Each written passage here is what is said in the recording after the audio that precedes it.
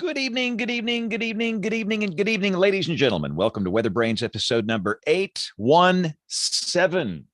It's the pre-show, that magical, marvelous time of the program where we do three things. We share boring personal stories, humorous anecdotes, and we say outrageous things. You know that. We're on the air live. It's Monday night.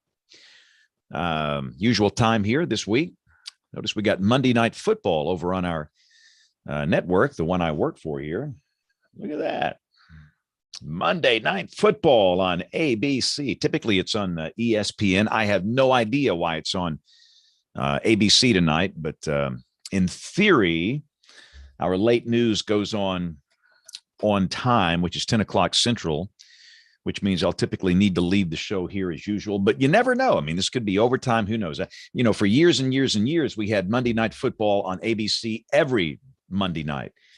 And there were some nights we would get on the air at like 1 a.m. It would start at 8 o'clock Central. The game tonight starting at 7 o'clock Central, but overtime games and, injuries and penalties. And sometimes they just run a long time. So anyway, glad you're here. Let's get the usual chores done. We have to get the embed code locked in here so our friends in Master Control can take this for the television side. This show is broadcast live on local television on our digital weather channels, in addition to the YouTube thing you're watching here. Of course, most people listen, which is cool. But the people that listen don't hear the pre-show. This is only for those that watch. We don't stick the pre-show on the audio version of the podcast. So this is where we invite our guests, and let's see who's going to be on. Hopefully we'll have a full house this week. Kind of excited that Dr. Neil Jacobs is going to be a regular on the show starting in a month or so. That is slightly awesome. He is just incredibly knowledgeable. He's personable. He's funny, the best guy that knows NWP, numerical weather prediction models. He is the guy. And it will be so great to have him on the show on a regular basis. So let's see if we can get everybody invited. All right, the invitations have just been sent. I know that Bill Murray had talked about maybe moving the show at some point to an earlier start on a permanent basis. We'll see if that works out. But again, for now, we're going to stay at 9 o'clock Eastern, 8 o'clock Central on Monday nights. Got a tropical storm coming up on the middle Texas coast. I know that most people watch these later. Most people do not watch it live.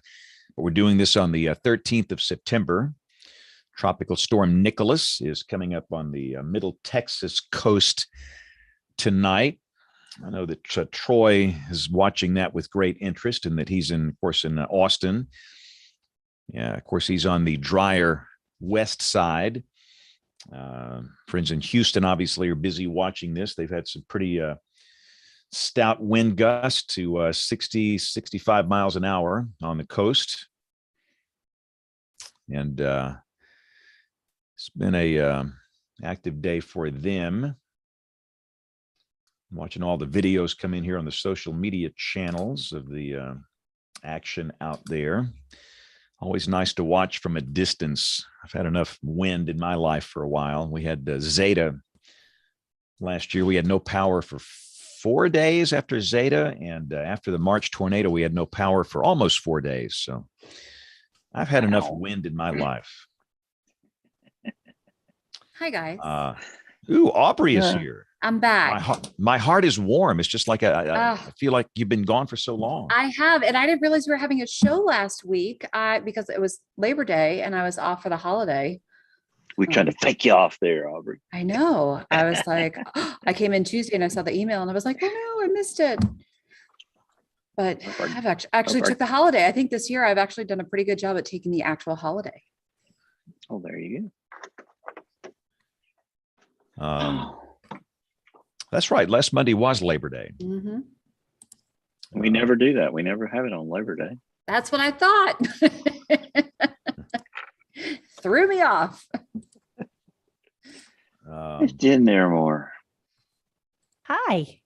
Hello. How you doing, Jen? I'm We're all glad right. you're here. Thank I you. missed you last week. Missed you guys. I needed a minute. Mm-hmm. Understand. Yeah. If our guests show up. There's always just 2 or 3 minutes of panic. No, this is always that. It's like the Rotary Club guys. You invite a guest speaker and you send out there and you're waiting and you're sweating to see if your guest speaker shows up. It's more like that when the Apollo capsule was coming back into the atmosphere, and there was this radio blackout period. For me, it's more like that.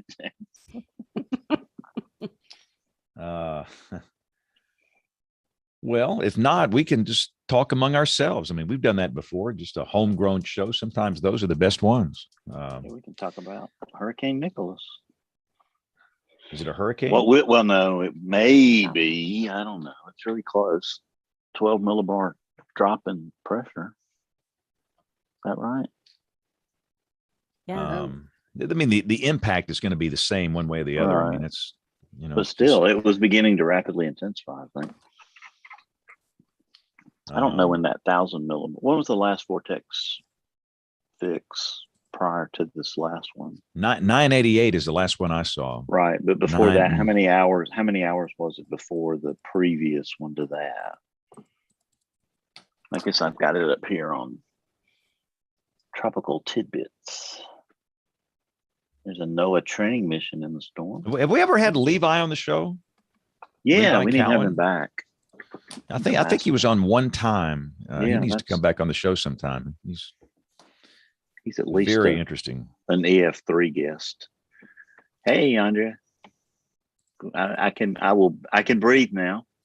Good evening. I can breathe. Both guests are here. Yay. Even Troy's here.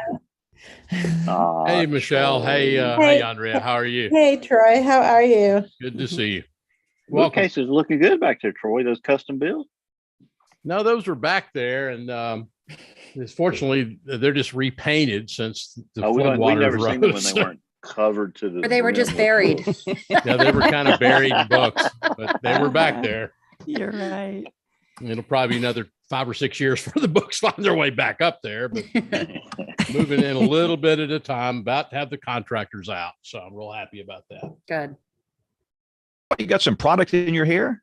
What's going No. on there? No, it's a last minute cleanup. I wanted to look presentable since Andrea and Michelle were here. I was afraid word would get back to headquarters or something. So you clean up for them and you don't clean up for us. Great. Exactly. Exactly. Yeah, exactly. Hey, I put on lipstick. Nailed it. I'm just saying.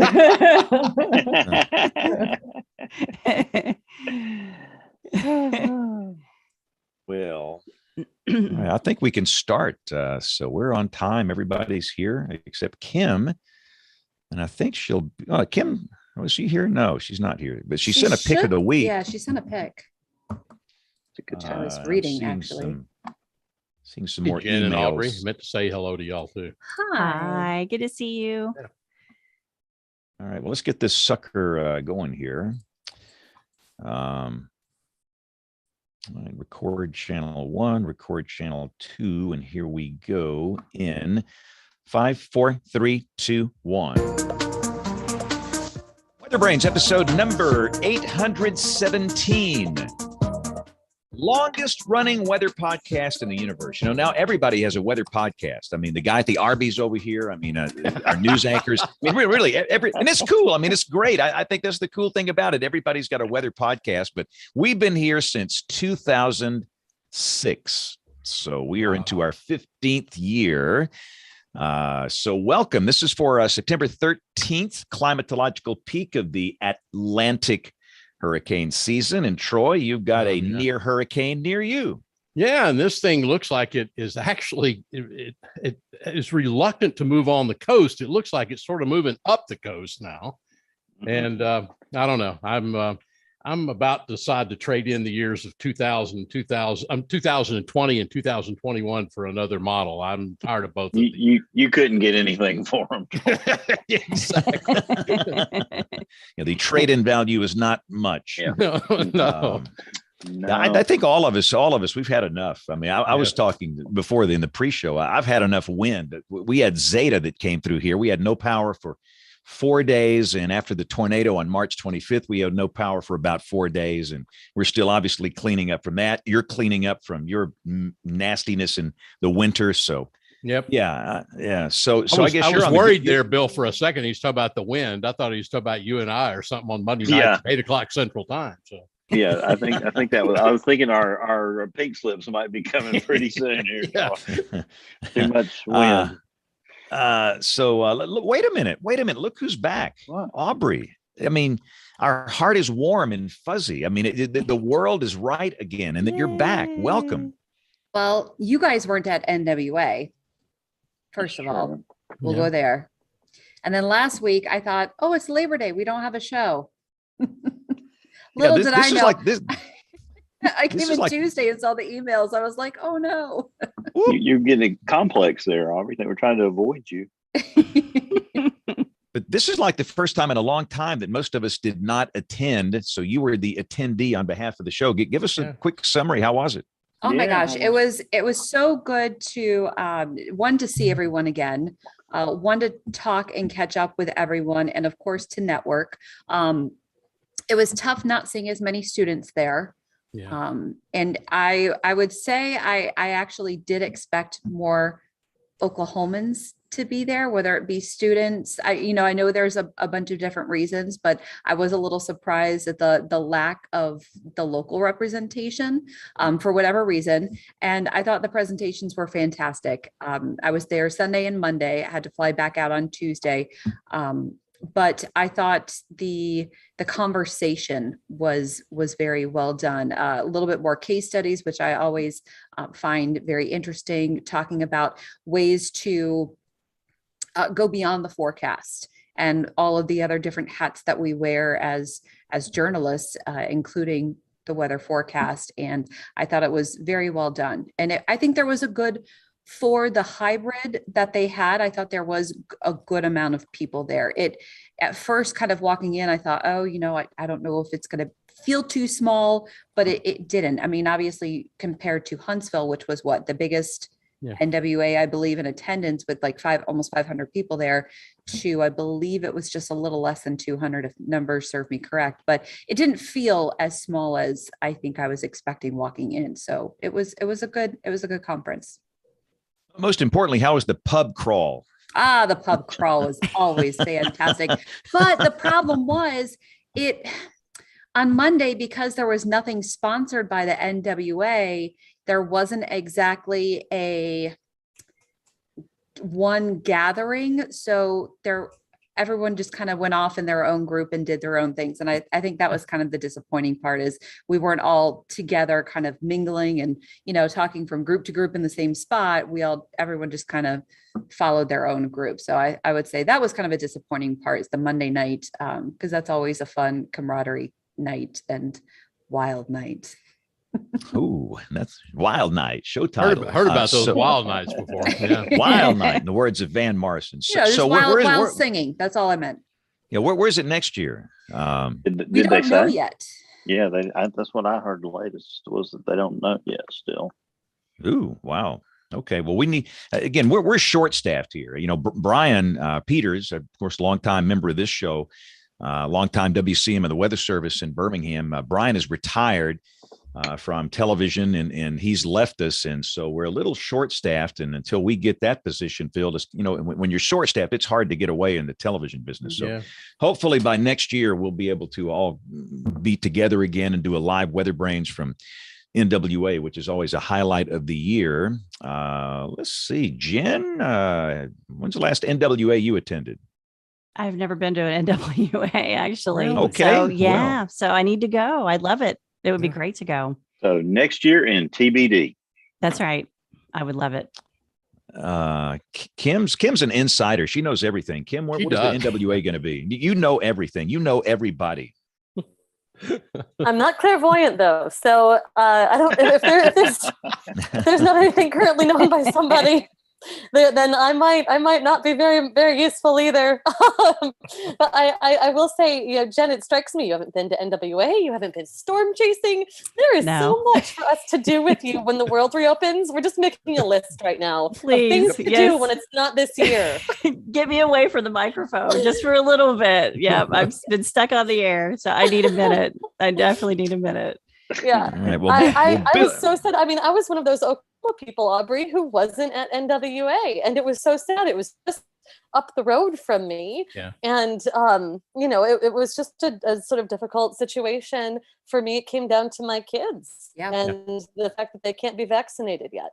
We have so many, and I totally understand, different things. I talked to Rick, there's, obviously some staffing stuff, but I'm like, we have like 5,000 Mets in Oklahoma. why are there not like 100 more people here? Well, maybe next year. Bill Murray, let's start this show. Bring in our guest. I'm excited. It's going to be a good show tonight. Yeah, I am really too, James. First, we've got Andrea Bleistein, who's worked for NOAA for nearly 18 years, most of that time within the National Weather Service in various roles. We'll get into more of her journey in just a minute, but her active current role is the acting deputy director for the National Weather Service Office of Organizational Excellence, which of course focuses on strategic planning, governance, organizational health, and culture and external engagement. That sounds like a whole show all by itself. But she has led the external engagement role in that office the last 5 years. So, Andrea, we want to welcome you to the show tonight. We're going to get into your career journey here in just a moment with Michelle. But I'm going to deputize you sort of as a hybrid tonight. You're sort of like one of these hybrid subtropical tropical storms. We're gonna make you a panelist and one of our WeatherBrains tonight. But welcome to the show. Great to be here. Thanks for having me. Oh, it's so fun. Thank you for getting this set up, because I reached out to you and you said we should invite Michelle Manelli. I almost said it wrong. I had it typed wrong, actually. Michelle Manelli has worked for the National Weather Service for over 30 years. And I can't believe that. I don't believe that. No, I don't believe that. I think that's a misprint. But she started as an intern at the St. Louis Weather Forecast Office in 1990. Yeah, like Kim says, she looks 30. I think you can. She spent 15 years in the National Hurricane Center in Miami, which I had no idea. So we'll have a lot of fun talking about hurricanes a little bit tonight. She was a hurricane specialist. She moved to DC in 2008. Several years in leadership positions at NCEP Central Operations, and then transitioned to the headquarters of the National Weather Service in 2016. And her current role is director of the National Weather Service Office of Dissemination, which has been a really probably a hot place to be for the last few years. That's why Troy fixed his do up tonight, so he would look his best and be on his best behavior. But she's going to talk about National Weather Service delivery systems, web applications and services, the network and the infrastructure and all those things. But I want to welcome you to the show also, Michelle. Thank you for being here. Thank you so much. I'm excited to be part of the WeatherBrains crew. So this is exciting. So we're happy to be here, Andrea and I. Well, you both said you were a little nervous on the test call Friday going into this thing. Well, what is this all about? But it's really a lot of fun. And as James said, we've been doing it for a long time. We just get together every Monday night. We just, once you started, we just couldn't stop. And so every week we talk to wonderful people like y'all. But I want to talk about journeys for a second, because I think both of you have really fascinating journeys.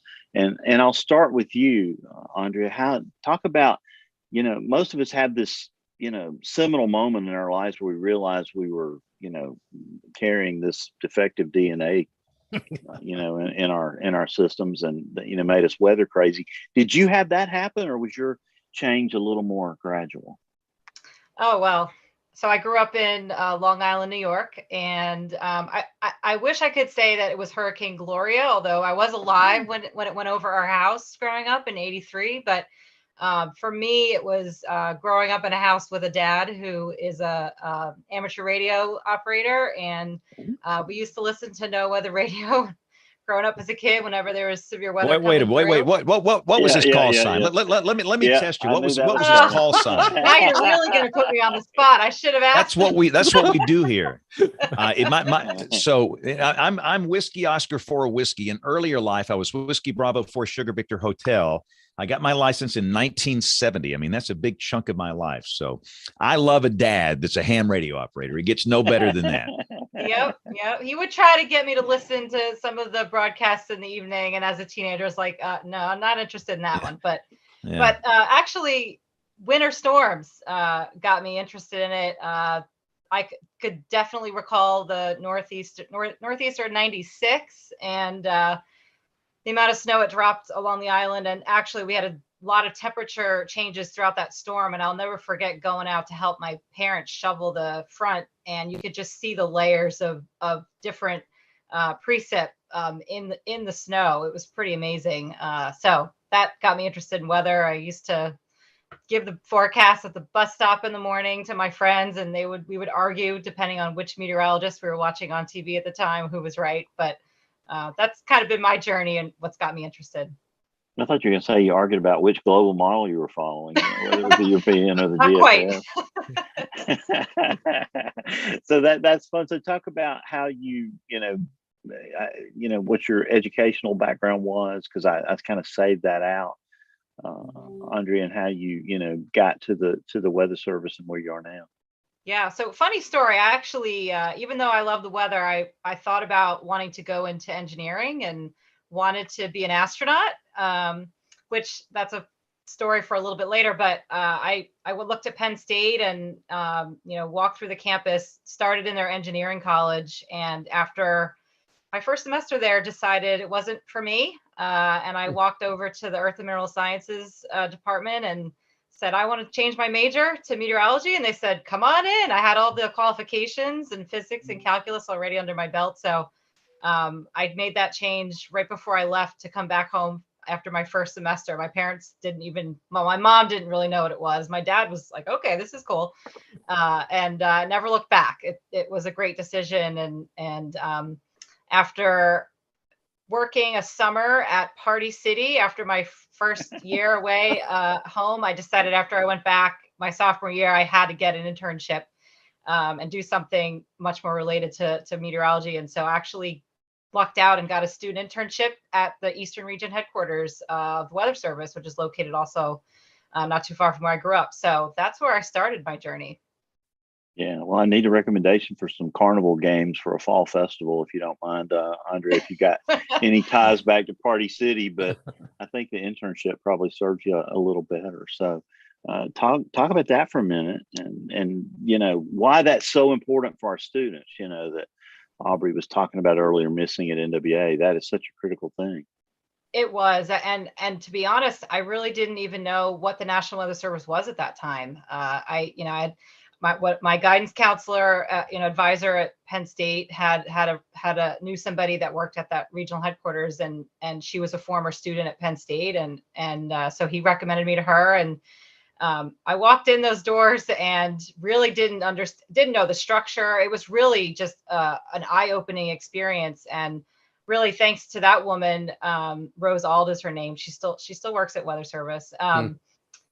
She got me involved with the AMS, the American Meteorological Society. And that following year, I was invited to give a talk at I think it was the third student conference, which now makes me feel a little old, but I was a student undergraduate speaker and got to talk about networking. And, going to my first AMS was just, that was an eye-opening experience. I really didn't know what the weather enterprise was and how it was made up, and the different sectors that make it such a success. And so, I have a lot to thank to her, to both getting me involved with the AMS, but also supporting me as a student intern. And I kept that going. I went back for my junior year. I volunteered at the forecast office and the River Forecast Center, made sure to take advantage of the co-location, and, continued that and continued with NOAA. When I graduated, I actually worked for our satellite services for a bit and did satellite operations. So,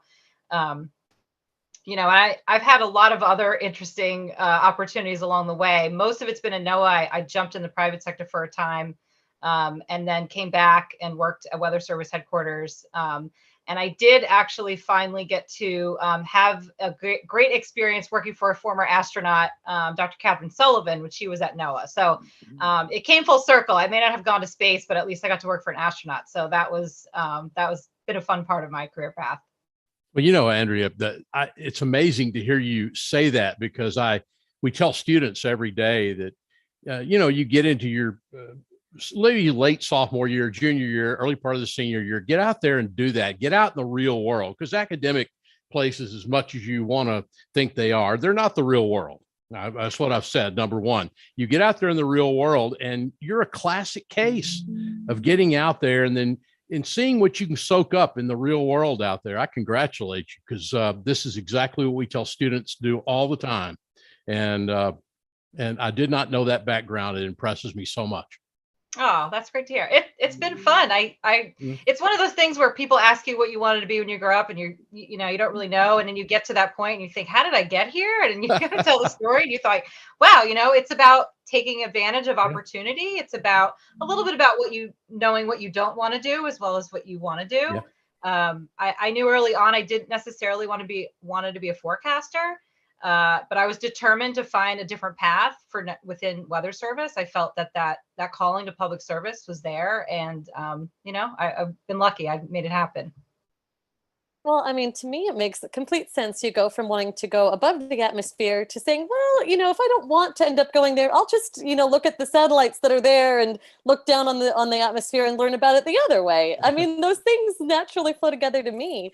Your recollection of your early AMS experience makes me wonder, Andrea, was that the Seattle 2004 meeting, perhaps, or okay, so that was also my first AMS meeting. We're both knowing ourselves here, but I remember seeing you present. I think that's where we met for the first time. But I saw you present, and I remember thinking, oh my gosh, she has her life all put together. I want to be like her.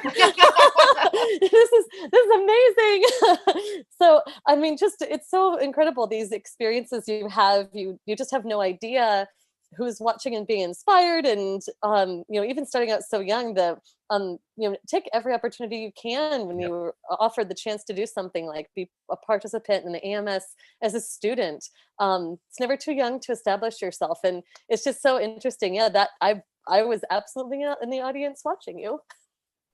Well, Kim, one thing too, Kim, and I realize I said academia is not the real world. If it were the real world, it probably would be at OU, because you know what? In Norman, I mean, we have our government offices co-located with academia, and then across the parking lot, you got I keep track of the number of the damn buildings over there that are across the parking lot, Norman, but you got the private sector companies over there. So I have to give kudos to all my friends at OU, because I think they've done that where you really have the chance to get out there and have the opportunity. But I like Andrea, because Andrea went out and found her opportunity. She looked for the doors to get your feet into. And that's what you do nowadays, what you really have to do in the latter part of your college career. Yeah. And I must add that she went to the best college. All right, go ahead and do it. Yeah. Go ahead. Yep. We are. Yep. I finally got it in there. Way to go, Jen. That's awesome. Well, Michelle, we did. I heard it. There you go. the theme song, the fight song has started. Can we get the music away from James? Thank you. Well, it's just are those protected, James? Do we have to fair use those? Notice he turned them up and down. Nope. Yeah. So, all right, Michelle, take us back to to your early days. And when did you know you were going to be a meteorologist? Oh gosh. Well, we do. We all have weather events. So yeah. So I grew up in Providence, Rhode Island. Blizzard of '78. That was it. That was the big one. That just I was fascinated. I mean, thunder snow. I mean, come on. I mean, it was like the most fantastic event of my childhood. And we were out of school for 3 weeks. I mean, their plows didn't come. Ooh. We had to take, a sled down. And I remember this being in trying to go to the market, and, there's just like the powdered milk, nothing on the shelves. We had, fireplace on, but they would have let me out after my dad and my brother shoveled the whole driveway, because the drifts and everything was like deeper than me. They thought they were going to lose me in there. I was like 8 years old or so. And but yeah, so it was blizzard of 78 followed by, so I was around for Gloria. So we had our pear tree in the backyard taken down. And then it was from winter storms, like hooked me in. And then it was like the fascination of hurricanes, and then the the birth of, weather 24/7 with the Weather Channel. So it was like, I was like the TV kid going from MTV to Weather Channel of kind of bouncing. What a combo. Exactly. Right. Absolutely nothing wrong with that. No. Nothing wrong Two with that. cultural icons that were, formed at almost the same time. And one of the original VJs, James, Alan Hunter's from Birmingham. And they still have programs, with he and some of the other VJs on the XM now, the Sirius XM, and they're so fun to listen to, because Yeah. I probably was just like you, Michelle, flipping between the channels to catch John Hope, for the tropical Yes. updates, that ominous graphic, it'd be like, this is my only source of tropical weather information. Yeah. Is this, and flipping back over to catch Eye of the Tiger with Survivor or something back in the day. So Michelle, how did you translate that into educational? So I ended up at St. Louis University for my undergrad. So I went there, and I ended up, more theoretical, more kind of research focused. But thank goodness for Dr. Jim Moore. I mean, he was like just an incredible man, just isentropic analysis. I mean, he just kind of like drew in. So to kind of, it's one thing to like derive the vorticity equation, but then to like see it, like that was my thing. I'm like, okay, I could do the math, I could, derive it, but I wanted to see it. Like, how does that translate to the weather and gravity waves and looking at all that? So he hooked me up with the local weather forecast office. And so I was able to start an internship junior year at the St. Louis forecast office. Ron Presbolinski, there's another name for you. Oh yeah, we talked about Ron many times, but you'll have to share some Ron stories. Yeah, so it was an incredible time. So got him. I had the opportunity to join the Weather Service early on, because at that point, after 2 years of theoretical, it's like, okay, I want the forecast. And I wanted like that rush, of kind of forecasting the storms. And the time I was in St. Louis, we were in the ice belt. It was constant ice storms in the late 80s, early 90s there. But they ended up hiring me on after I graduated. And then I remember back then, we didn't have the emails or everything. So we would get the job things, coming in, you'd open up the USA jobs in an envelope. And there was a meteorologist programmer position, GS7. I said it was a GS4. For those that know the government scale of salary, and there was a GS7-9 position meteorologist programmer at the Hurricane Center. And I remember going to the deputy, I said, oh my God, I'm going to apply for this job. And they're like, you hate computers. And I'm like, they don't know that. Okay. They don't know that. Isn't that a premonition, Michelle? So you got that job. So I ended up, I got that job. I think and it was Bob Sheets. Bob Sheets hired me, and I got down there, and he's like, I looked at your GPA. I looked at all the classes that you took. I took a tropical meteorology graduate class during my senior year. And so I just learned, and I just got in there and went through every single position. I was in programming and did some of their development on the new, computers that we were getting there, and transitioned them over to the NAWIP system software package that the national centers use in the Weather Service. And then I transitioned over to a surface analysis. Oh my gosh, surface analysis from Africa to Hawaii. So you learn, mid-latitude, drawing your maps, and then you get into the tropics, it all kind of flips, a little bit of different ways of the tropical waves. Loved it. It was like therapeutic to draw surface analyses. And so I did that and became a marine forecaster for a while. And then I went back to research, and I went to University of Miami and went back kind of while I was in shift work, and did graduate school. And I received my master's there in meteorology and physical oceanography at Miami. And I studied ocean heat content, so rapid intensification of hurricanes. And that was fascinating, but I missed the forecasting. So I kept I would go back to kind of days, kind of research and computer support. And then I would go back into forecasting. And then I left the Hurricane Center as a hurricane specialist in 2007. So what year did you get to the Hurricane Center?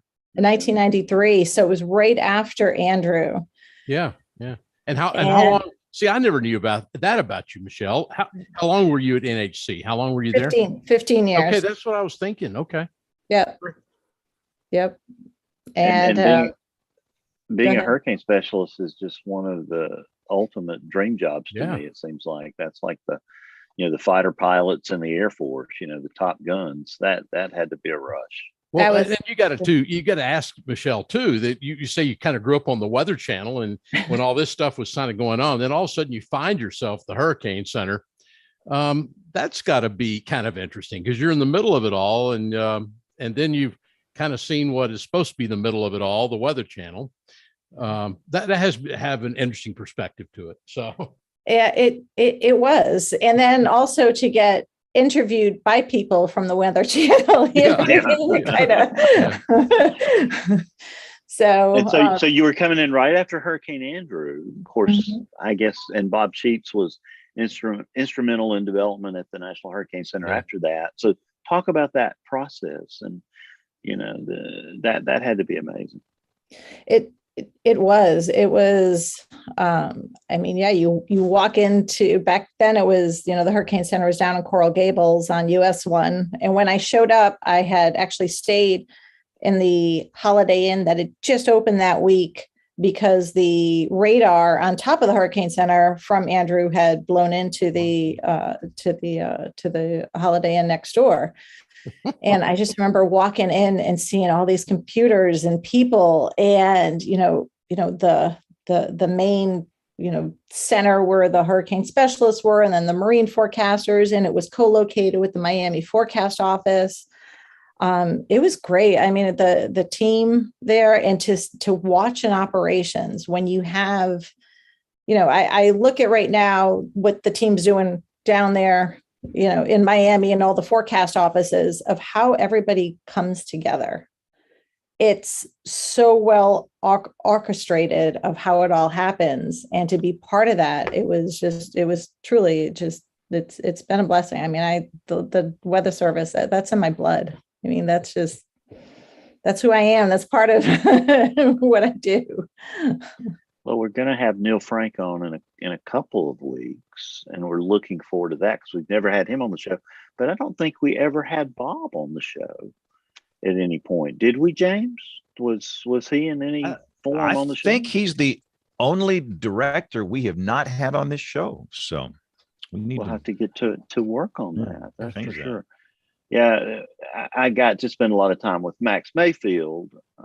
The Hurricane Tour came to New Orleans, and I don't remember the year. I guess we could look it up and see. But he was so nice to me, and Stacy Stewart, and was one of the hurricane specialists that was along, and just getting to spend a night with them at dinner in New Orleans. Just listening to stories and asking questions. Because these Hurricane Center directors are on a different level. At least in my book. Grady Norton, one of the great ones, in history, is from Alabama.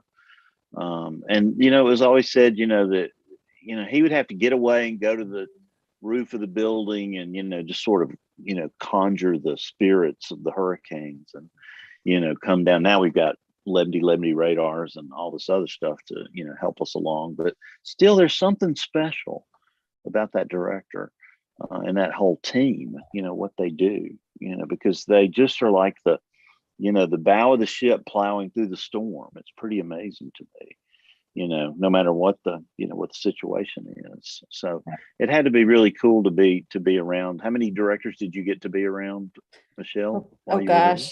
It was a bunch. Yeah, it was probably like 5 or 6 actually, but yeah. That's probably the record, I would imagine.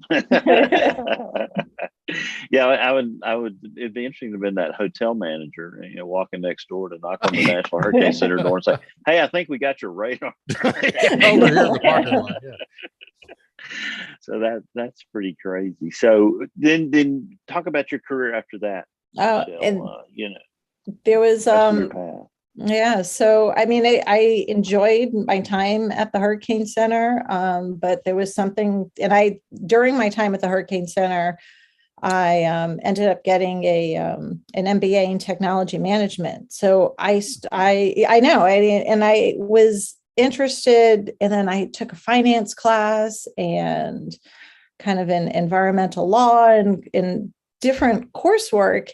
And it kind of opened up my eyes to the kind of the business and the IT. Like I was always in a bit of the IT. I was an on-call person down at the Hurricane Center. If systems broke, they called me up to try to fix things as well. But it was kind of one of those, I took coursework, but I never did it kind of, I was a hacker probably as a programmer. Wasn't very, a really finessed, like rigid developer back in the day. But it was, I got into the MBA and kind of saw the business, kind of the financial side, and also wanted to, I like, building a team and leading a team. And so there was an opportunity up at NCEP Central Operations to lead a software development group. So was able to, it was a promotion as well. So we moved up to, it was back in Camp Springs back then. So I lived a year in Virginia, and then we ended up moving on the Maryland side, which is very interesting, very kind of a little bit of a tangent, but you would think when you move from Virginia to Maryland, it's only like 10 miles. But it was like you're moving to the north. It was very fascinating, like the community. It's like the DC area, but you cross the Potomac. It's like a whole different ballgame. Anyway, small tangent.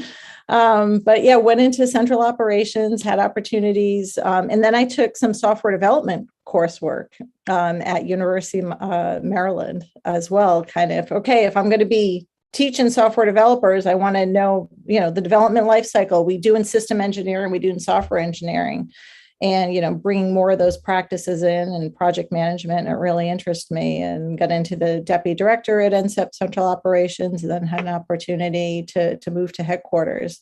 And the finance side, the budget side, managing programs, and just trying to advance the technologies, especially after coming from the forecast offices and seeing kind of the technologies and both the positive and, some of the limitations they had to try to make a difference, to try to move those things forward, just really appealed to me.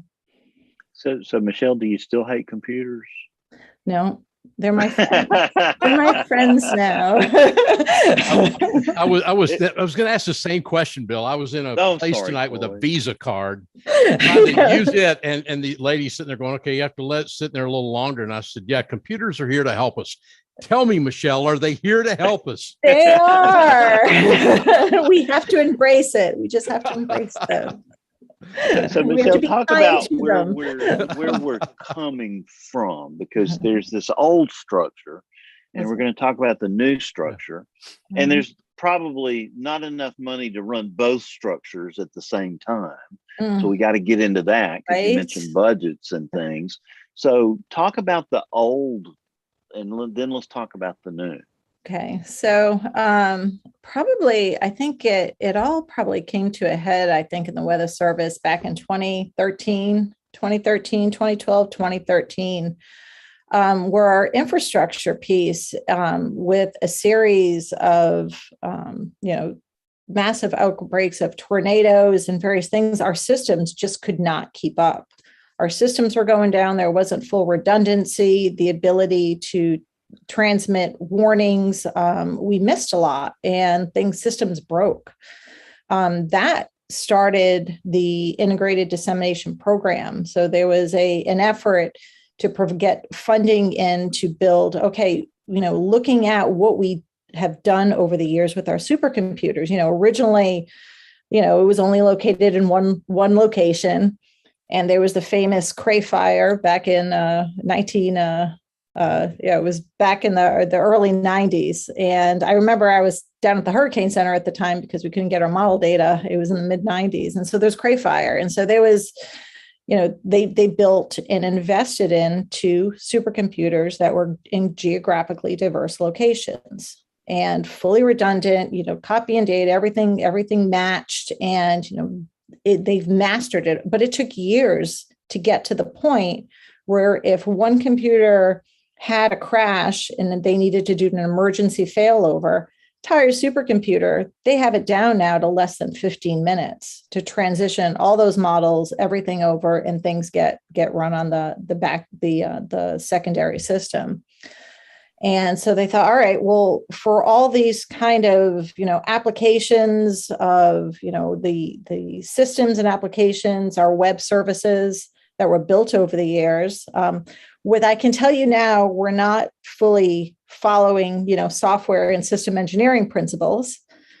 When you have a lot of, scientists developing, engineering applications type based, we found a lot of holes in those systems. And so we built the integrated dissemination program system. So that got funded through Congress. It started in 2014. And back then it was like, okay, we have, about a dozen, 2 dozen, we think, applications that are out there, and we think it's going to be X size of a system that we need. And they built a system in College Park. We built a system in Boulder. And it went live back in 2016, October of 2016. And it worked really well. That first kind of year and a half, things were working well. And we're like, oh, you know what, let's put more of our applications, all those applications that were on legacy systems, like the legacy NIDS. Like if you look at weather.gov, you look at some of our NWS chat, that is so critical to our mission. Like that was built, back in the day, but it was not built to scale to 2,000 users using it at one time. It just wasn't built and engineered to be that way. So there was a series of kind of catch-ups, and I think we reaching, a couple of years ago, it was like, hey, we're waving the flag, like we're going to kind of go over a cliff here a bit here, and look at everything that's on our on-prem systems, and looking at what at the same time things were coming with the public cloud. There was the first of the cloud first mantra, and now it's cloud smart. So there's a lot of lessons learned, and so there's things what you don't want to do with national infrastructure, mission critical applications. You never want to be first, trying new technologies. You don't want to be that first one on the, NASA's great for that. That's like in their mantra is to, explore and do those things kind of first. But, when you're responsible for putting out tornado warnings, you want to make sure you have an infrastructure that follows, that kind of engineering, no kidding, like it needs to stay up and it needs to be running.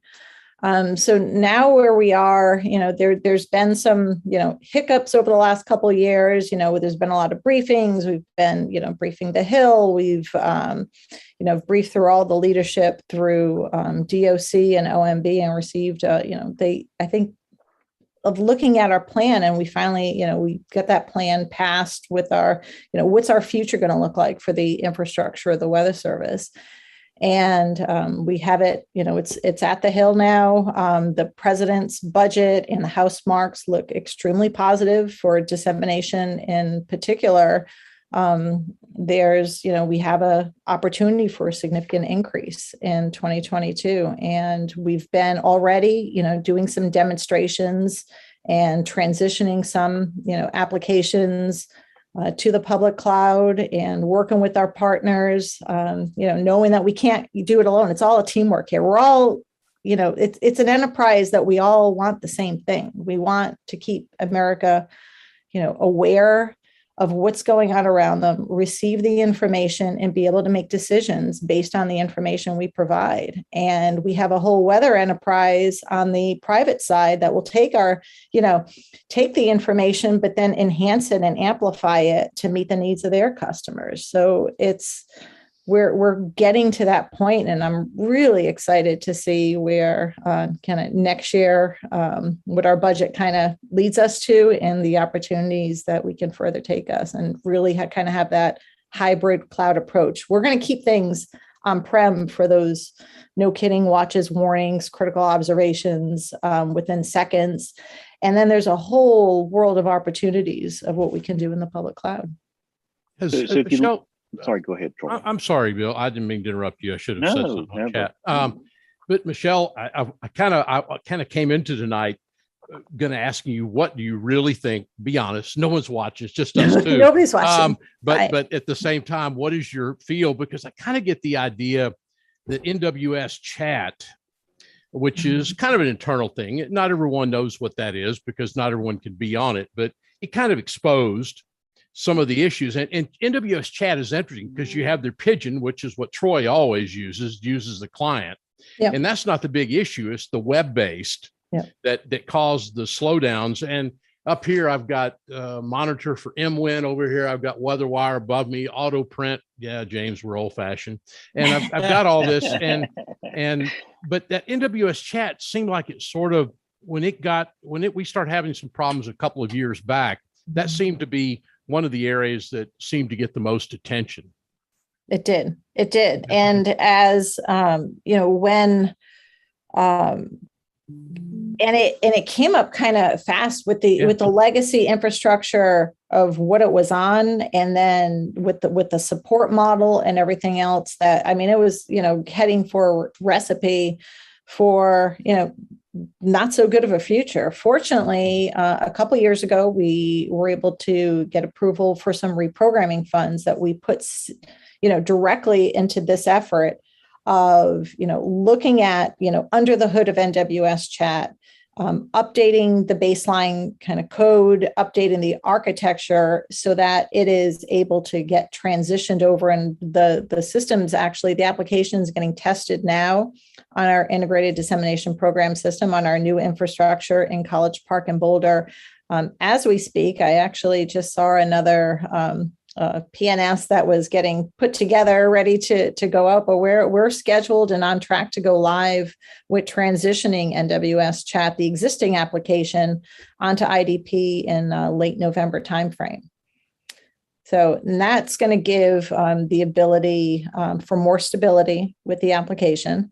And it's going to allow, if we need to fail over between applications, I think right now, if one site goes down, it's a couple hours. It's painful. And so when it gets onto our new infrastructure, it's going to be less than 15 minutes of that transition time to the new location.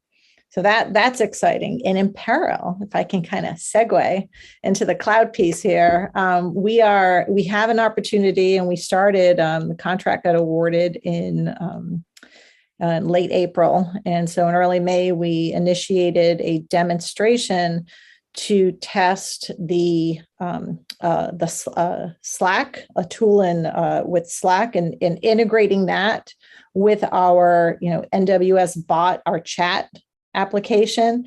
And we're doing that now. And we have a subset of offices that are going to be testing it along with the enterprise, some, external partners as well. We're going through training on that and to do some testing this fall with using that. And it would sit on the public cloud as well. So we're looking at, from a security perspective, does it meet everybody's requirements, the usability?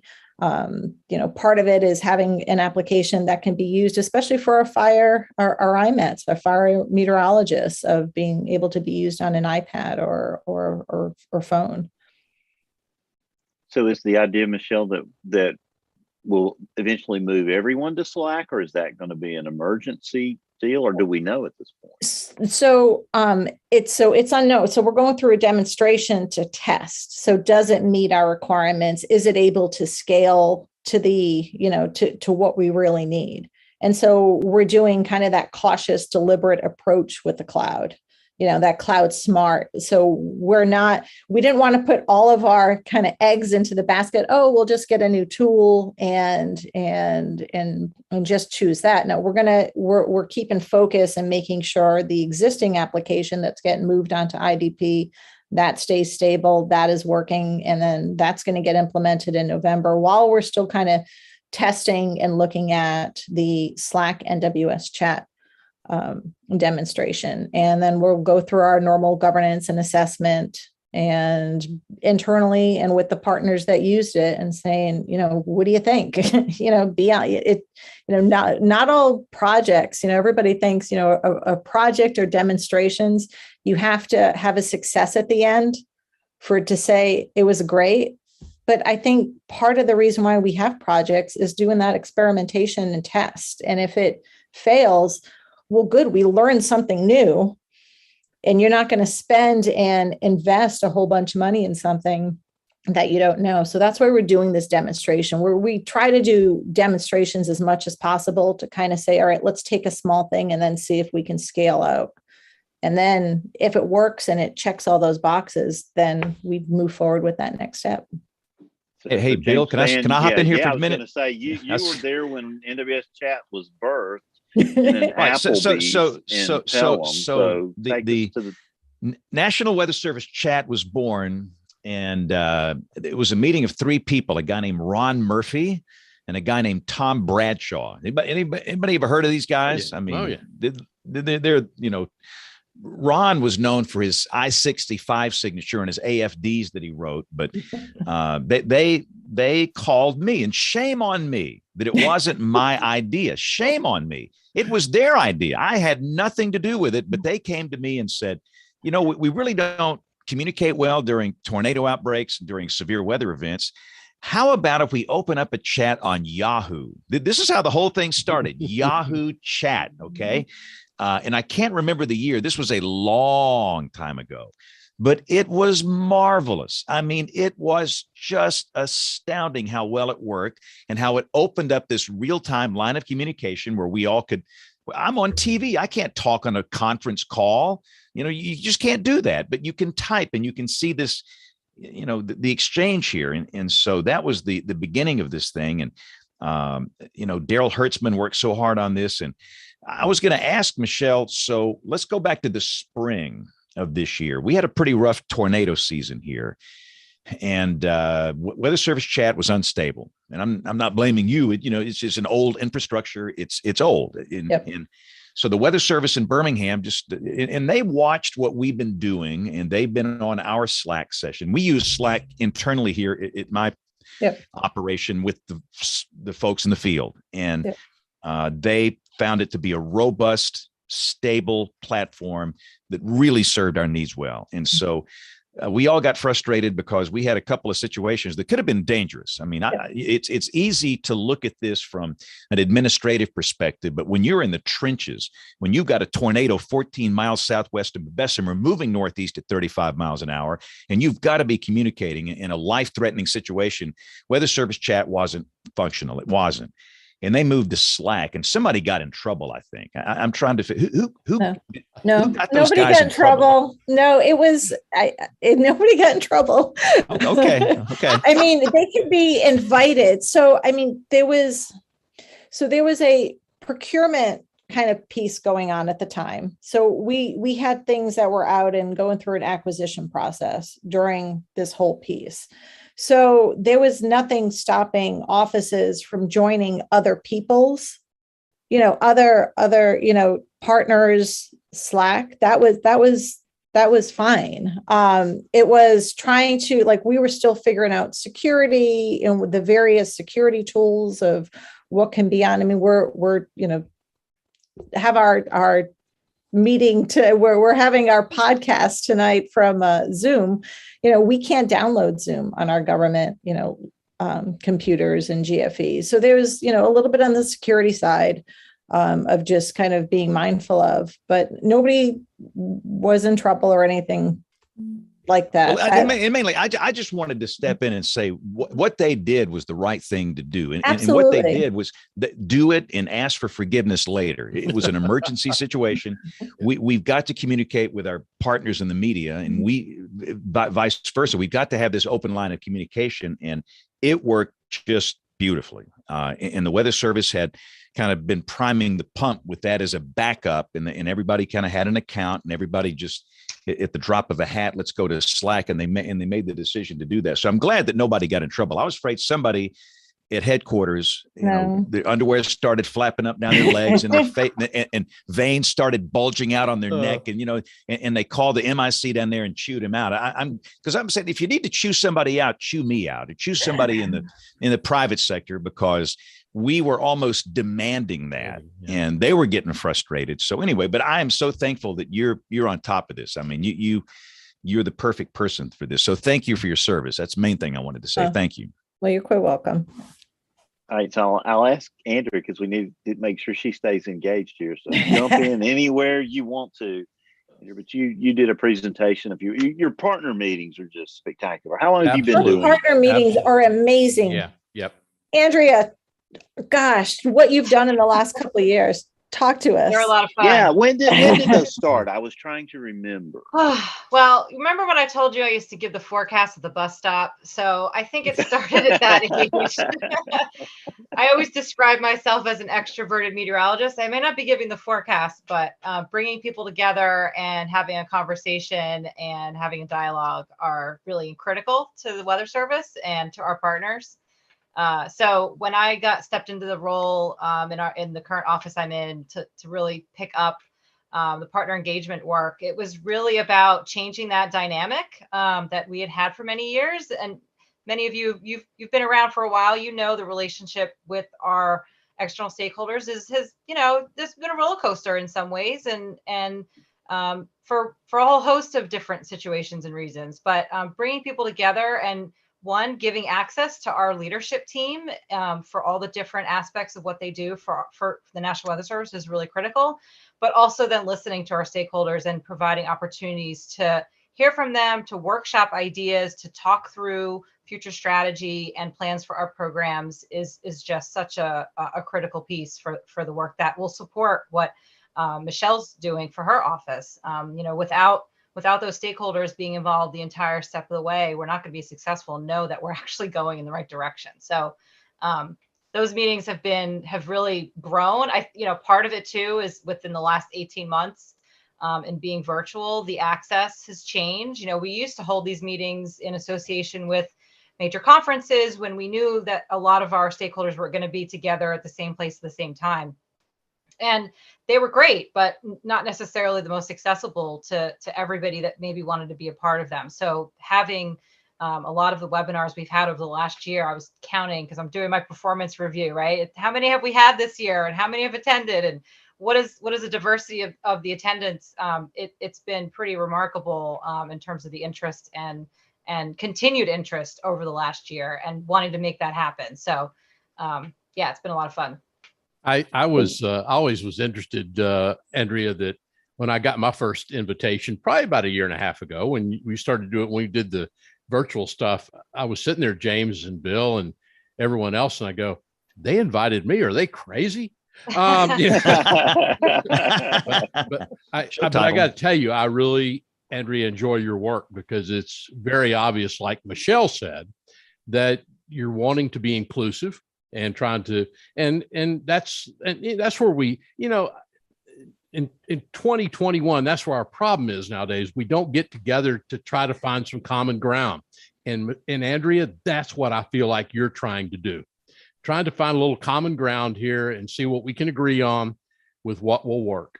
And I commend you on that. Yeah, it's been great. I mean, and we're always looking for new ideas and different ways to interact with our stakeholders, whether it's through meetings, webinars, other opportunities. So if you have other ideas or things that you think are missing, I'm certainly open to hearing from you. Well, I always look forward to getting those emails and getting. Well, that's good. Our open rate's about 45%, which I hear when you benchmark is actually pretty good, but want to make sure that we're keeping people interested and engaged for sure. There you go. All right. It's all you folks out there to get these. Make sure you open Andrea's emails as soon as they come. Now, in a recent presentation, you had a slide, and I'll let you ask, or you can punt it to Michelle if you want, talking about the 4 phases of the IDP. And that slide shows almost like, if the chronology is right, phase 4 started before phase 3 did. Talk about where we are right now in that process, and what the total timeline is going out to completion, because I'm sure it never ends. There'll be new technologies and new challenges by fiscal year 27, just like there are today. You want me to take this one? Go ahead, Michelle. It's up to you. There you go. All right. All right. So 4 phases really fast. There's like 4 phases in under a minute. So the first phase was what I described of what we received the initial funding for, right? So that was the, no kidding, our observations, love the cat, by the way, getting your critical watch warnings. This is like the funnest part about being virtual, is getting to know the pets, right? Yeah, exactly. This is Cece, everyone. Hi, Cece. All right, so maybe I'll need about 90 seconds. All right. So that was phase 4. I love the animals when you see them in the calls. Exactly. Phase 5. All right, yeah, exactly. What am I on? What phase? All right, so phase 2 is what we're in now. So we're kind of finishing up. So phase 2 is like, did really well. We did everything we said we were going to do.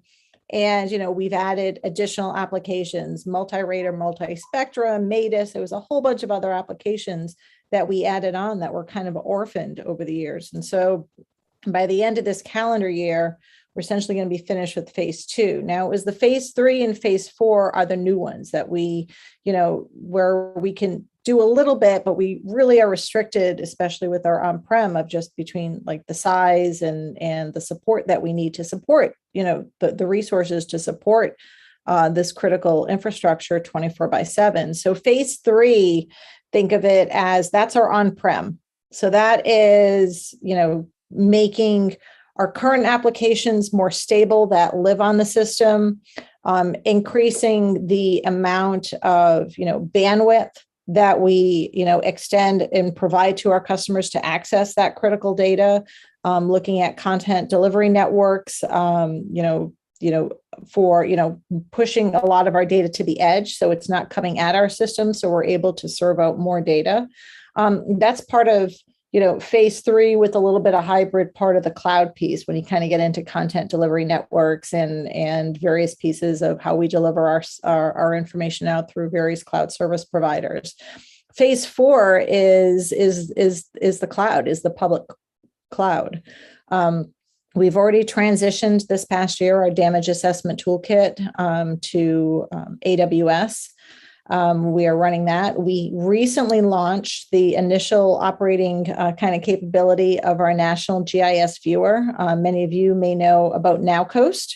NowCoast sits on our on-prem system. It's a GIS-based system that was developed by NOS, and it's kind of its framework is built for kind of the ocean side of things. So now our national GIS viewer is going to be more on the the Weather Service kind of baseline foundation, and we just deployed that out. That's usually, when you get into the GIS based users, those are kind of like your higher end, users and emergency managers that are going to start selecting different layers of data, and you could save that so it's easier to come back the next time to look at it.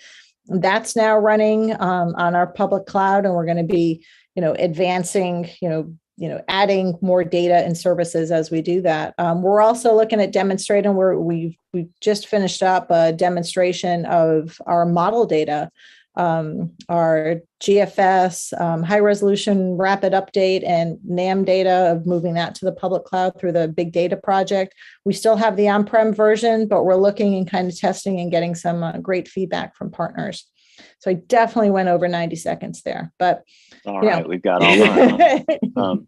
So when you say on-prem, you mean like on premises on the actual hardware of the National Weather Service? It's sitting in a server farm somewhere. Well, it's sitting. So there's still, when we talk cloud and we talk like whether it's off like the public cloud versus the private cloud. So the private cloud is basically our IDP system.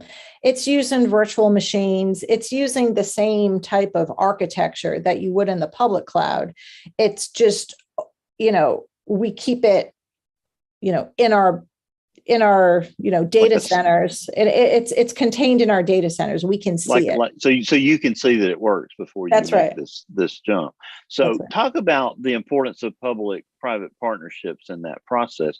You mentioned AWS. Are there other cloud companies that are involved? Oh, yeah. So I spoke with, both AWS, of those are contract vehicles that we've gone through the NOAA contract vehicle with our cloud. So the big data project is a huge opportunity for Amazon, Microsoft, and Google for the cloud service providers. So when we've gone through this demonstration from, during the summer months, late spring into the summer, we've placed and worked with our NOAA big data program, big data program folks to get that data, move a copy of that data to all three of those cloud service providers.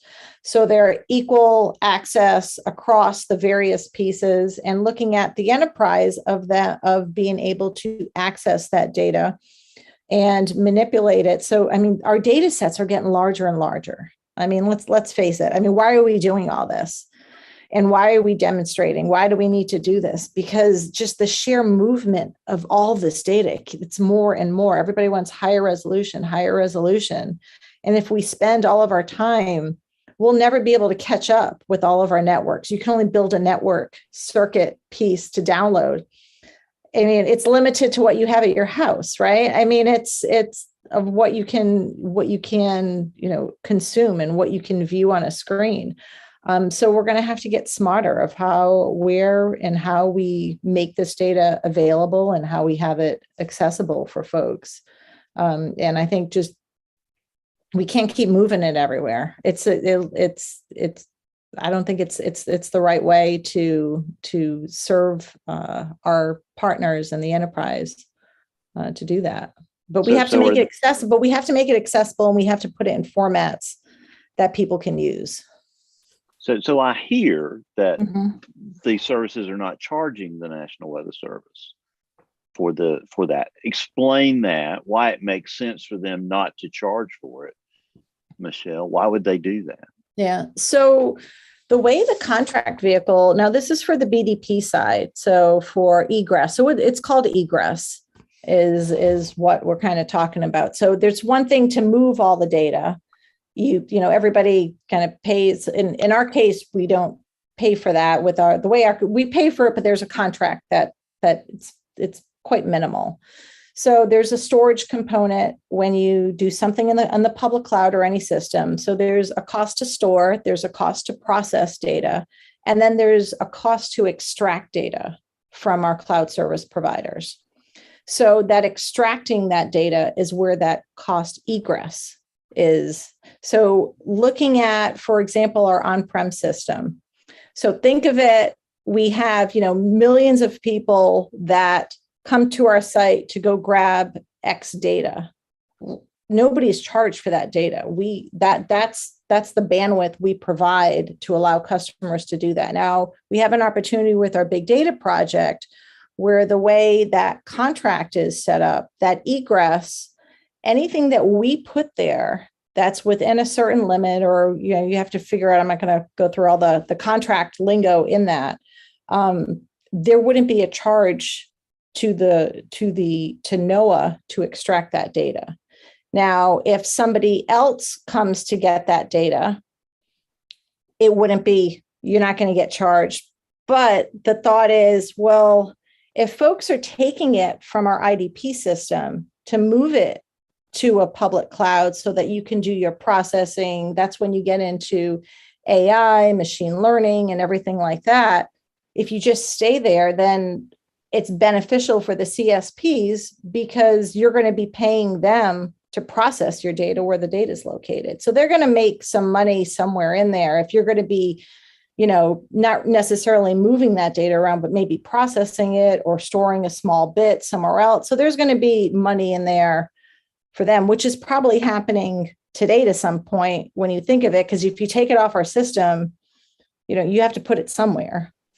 Right. So what you're saying then is that private enterprise, maybe I doubt academia, but maybe are already on AWS or Google or Microsoft with their programs that they're running. So they're already paying to process their data in the cloud. They can still access it, but that's going to give more market share to one of those three big vendors, as they continue to compete with each other. Yeah, I mean, potentially. So it depends on who's using it and how everybody is using it. So that's why, once again, we did a demonstration to say, okay, how is it being used? And, some of the feedback we received, there was a lot of, positive feedback, the ease of access. They liked being able to access, data sets, because what happens, like on our on-prem systems, say for Nomads and FTP PRD, where folks grab the model data, because I'm using that example right now, we only keep 7 to 10 days of that data online at most. When you put it on the public cloud, especially with this BDP kind of scenario with this contract, it just stays there. So you can go back to however long we've been, putting it there. It's not going to go away. So there's been some folks that have, came back and said, wow, this is really good. There's folks saying, we want it more timely. For a demonstration, the investment on the timeliness there, we're not there quite yet. But, just the initial testing as far as, being able to have it at multiple, cloud service providers. You never want to be necessarily, vendor locked into one. So Andrew, when you were talking on, some of the partner calls about this move, I guess I may be wrong. It's actually the BDP or what, but, there was a thought within the community, well, they should just charge for that data. But this is kind of the best of both worlds, it seems. You're not going to charge the end user to access the data, but it's going to be in a very convenient location for you to work on it. So that kind of is a good thing, Troy Kimmel, I would have to think. Yeah, I agree with that. Yeah. So it's kind of like we get to have our cake and eat it too, I suppose, somewhere along the way. That's pretty good. So, but it seems to me these public-private partnerships are going to be more and more important going through time. Is that a true statement or not? Absolutely. And just it goes without saying, I think, but I'll say it is that, the weather industry in general is such a great economic story for this country. We're quite the example for other countries around the world that have their own net services.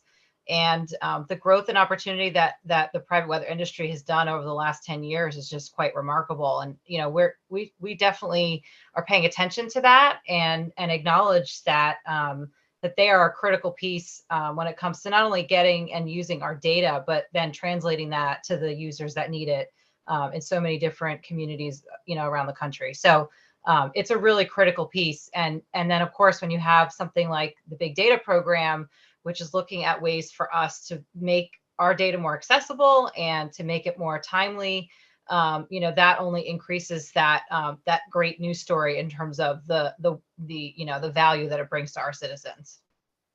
Because at the end of the day, your goal is to get the information to the American public somehow. That's the goal at the end of the day. Now, Michelle, you mentioned the president and the House bill, and there's some money there. How much money are we talking about to make something like this happen? Are we talking billions or hundreds of millions? How much money are we talking so about? I can say what's in the public, president's budget specifically for IDP. What's in the president's budget and the House marks is 17 million. There's also money in the budget for other kind of dissemination. We have to transition our network contract vehicle through GSA Enterprise Infrastructure Solutions. There's money in it there's potential, program change summary that's in the House marks and in the PB to support that effort. So some of our infrastructure pieces and service equity and, advancing some of our just vulnerable accessing, getting our data reaching more vulnerable communities and getting to which is a huge, gosh, that's like a whole nother show, I think, what we can do of just trying to get data out to those who don't have easily access of the data, whether it's language barriers, communication barriers, bandwidth issues. There's like a whole slew of areas where we can do better of how that reach. This is why we send out, from a dissemination delivery perspective, why we send out warnings, a half dozen ways, because just to have various modes of communication, so you don't just rely on, your cell phone to go off to get a warning. No, if you have a no weather radio, or if you rely on, EAS messages for TV and radio and various pieces, the web, there's a whole way, no weather wire, all kinds of different ways to get the warnings. And so we, that piece isn't going to go away. I don't see us getting to only one way to send things out. I mean, you got to have different paths of how things get out there.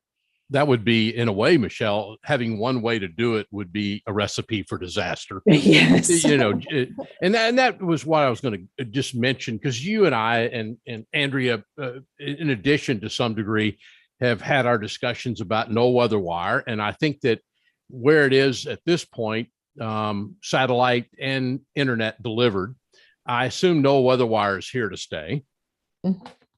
Yes. Okay.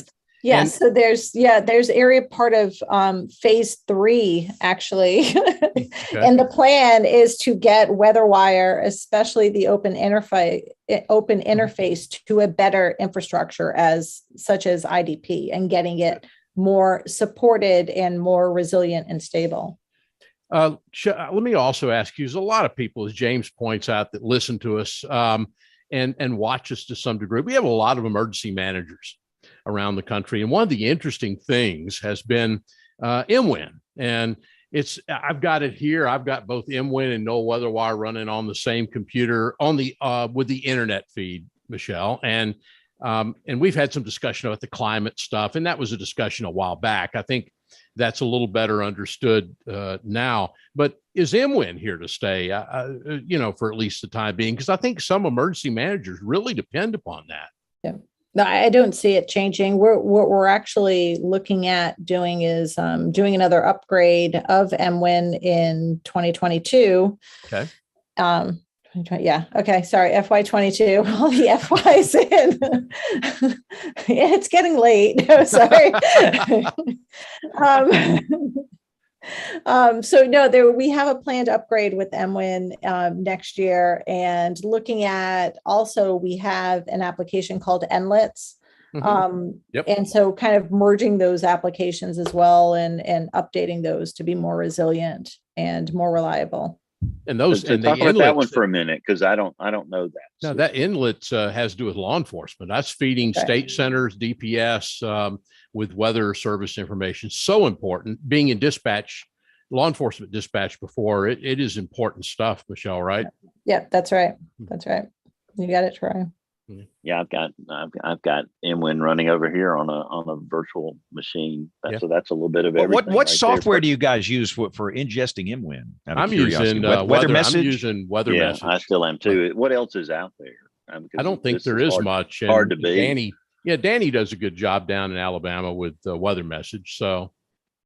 Yeah, that's to my knowledge. That's the only piece of software that's easily accessible that you can use to ingest MWin. So, well, Rob Dale, and we used to have real MWin back then, and I always give Rob a hard time because I never forgave him for dropping that. But then that came as a necessity, Michelle, because we lost our Bite Blaster when that was discontinued a number of years. Yes, the Bite Blaster. Yes. Do you still have dreams about that one, Michelle? Some things you have to let go sometimes. Can I say that? Let it go, Troy. Let it go. I let it go every day. Okay. No worries about that for sure. So Michelle, you have some dealings with NOAA Weather Radio too, though. So talk to us about that for a minute. Where state of the art, where it's going, et cetera, et cetera.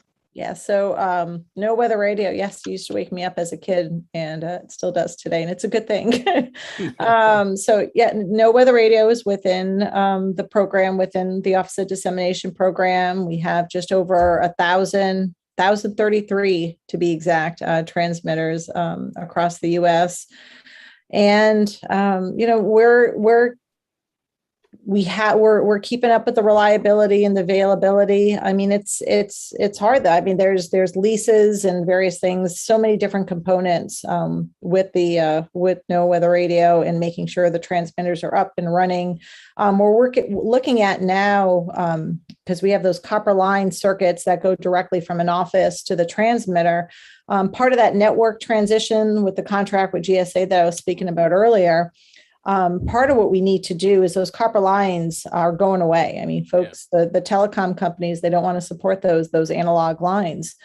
So we're testing and looking at wireless capabilities and using that's secure wireless capabilities. And we have we're at close to 100, I think, deployed across the U.S. A little birdie told me, so confirm or deny, Michelle, or no comment, that some weather service offices are now able to access the radar faster through the cloud infrastructure than they have through the older infrastructure. Is that true, or can you comment on that? Well, are you talking about radar.weather.gov? I would say more just accessing radar data that's not coming straight out of their machine. And I don't know what Troy can probably say what that really is, but I just heard that sometimes data can be accessed outside the dissemination program that's there now through this cloud-based. Okay. Program. So we do have, there is on BDP, there is MRMS data. I think you're probably speaking about that data, though they are pulling that data and putting it on the BDP as well. So yes, there is radar data available out on the cloud as well. All right, Troy, have we beaten all the dissemination stuff to death? Have we? Is there anything I've enjoyed this discussion. I mean, I think this is a great discussion and one that we need to have. And I just appreciate Andrea and Michelle, especially you, to be here and be able to let us talk it over. I've learned a lot tonight, so this is good. And it makes me feel really good about the future. It does, absolutely. Yeah, the easiest thing for us all to do here is to sit back and gripe. Yeah, where the truth is, we've learned a lot. I mean, we've learned a lot tonight about the future and the organization and plans for moving forward here, which makes me feel good. I mean, this has been a great show.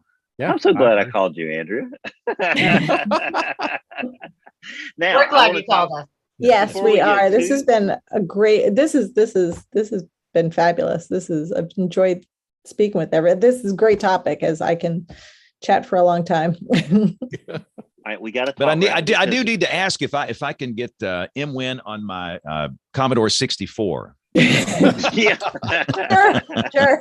No problem. Oh yeah, yeah. No We'll problem put that there. in. Bring back the he'll bite still- blaster. Yeah, there you I'm go. writing it down. He'll still be able to get grid files on his Commodore 64 1200 baud modem. Yeah, So well. you- That's right. keeping it in place for all the members, right? You bet I your wanna buddy. talk- That thing works good. Rapid intensification. Michelle, you spent a lot of time there talking. You've done a lot of research on that. And that still seems to be an issue for us, is forecasting that process. So talk about that for just a minute. Oh my gosh, you're going into my science love, eh? Back in my research days. That was rapid. Once a hurricane specialist, always a I hurricane know, specialist. I know. It's so, I mean, look at what came out of the Hurricane Center during Ida. Look at those. I mean, that's where the science has taken us. And I know you've had a show a couple weeks back of seeing the advancements like that of forecasting a major hurricane, and forecasting a strong category 2, even when it says potential tropical cyclone in an advisory. That's like unheard of. Like when I was doing the research, that was shortly after Opal. And, I was down at the Hurricane Center looking at the rapid intensification of Charlie, looking at Katrina. And so that was part of my research studies that I went through, and looking at ocean heat content and just looking at when you have the perfect blend of a very favorable atmosphere. And there was always, folks just talking about, sea surface temperatures. And it was like, especially when I went to University of Miami, the ocean folks used to argue with the meteorology folks constantly. It was just like, it was because I had one thesis. I had a original thesis for my master's that I ended up like just putting to a side. It was almost done. It was on like vertical wind shear with hurricanes, and it was pretty straightforward. But then all of a sudden folks were like arguing about, sea surface temperature and upper layer, mixed layer, the ocean. I'm like, what's that about? I want to learn about that. And so I kind of tossed out my old research, added a couple of years to my graduate school while doing shift work. I look back, but I mean, it was so well, like the research needed to happen, the conversations. And I mean, there's many folks that started, similarly at the same time as me, kind of looking at the depth of the warm layer of the ocean and the amount of heat that can get extracted depending upon, how fast the storm's moving, and also the delay in the response. So, I mean, you recall, like, especially with Ida, if you're watching this thing and, you're getting the reports from the hurricane hunters and you're seeing the pressure keep going down. You're like, all right, the winds are going to take, it's going to happen. Like we've in the research that I did, it was typically, especially when it went over a warm core eddy or a very favorable area, anywhere between like 6 and 18 hours, you'd have that delay, and all of a sudden it would go into that rapid intensification.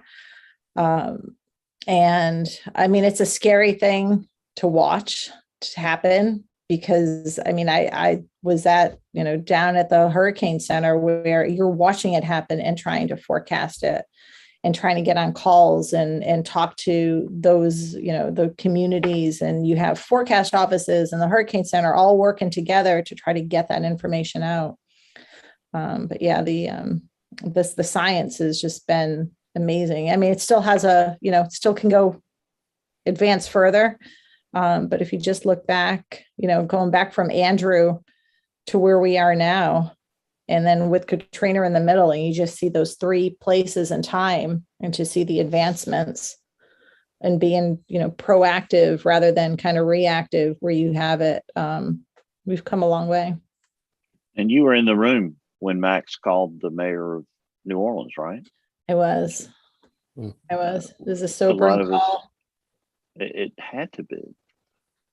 We were on the outside looking in, and you were there when one of the most important conversations in Hurricane Center history probably happened. Yeah. That's very interesting. Talk about just a quick thing. You mentioned oceanic heat content. I go right, to sea surface temperatures in the Western Gulf, this weekend watching the system develop, and I see 30, 31 degree Celsius water. And it's like, oh, golly, that's going to go crazy. But if you looked at the oceanic heat content, it really wasn't that great. Well, yeah, is that a really critical factor? I mean, when it depends. Well, it depends on the motion of the hurricane, of the storm. So if it's moving slow over a shallow area, so you got to get the right mix. If it's moving too fast, it's hard to extract that much heat. If it's moving too slow and if it's over a shallow area, you're going to upwell the cold water, and it's going to have a negative effect, right, Kim? Like, so it's. So I just wanted to just real quick, both of you, I've been highly inspired by. I mean, I'm learning so much in this conversation, but from both of you, listening to your story, your drive, just continuation to grow in your learning and everything, it's been inspiring. And so I wanted to see what advice you could give to especially young women, because it's hard being a woman scientist and, being in meteorology. So I like to hear from both of you, just what would, for the girls who are coming out of high school and they're like, I want to do weather too, just what's some advice that you could give? Do it, just do it. And you know what,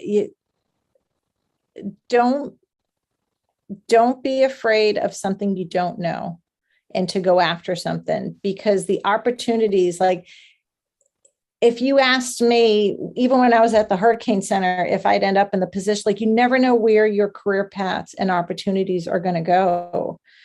And just to, do you want to learn about, yes, was my answer. Oh, are you interested in running a network project? Yes. Do I know anything about network at the time when I took that project? Absolutely zero. I was like the Google master and calling any network person in the family that I knew of how to set up networks and various things. And you got to have that motivation, that drive. That's the piece that you can't teach. That drive and that passion, especially in the weather side. That passion's in us, and just to go after it. And you're going to end up with people telling you no. And then you go to the next thing, like, all right, I'm not giving up, because there's going to be another opportunity out there. And I promise you there's so many opportunities now. But that's a men versus woman thing, because men will take that bull by the horns and go do it, whether they really do know it or not.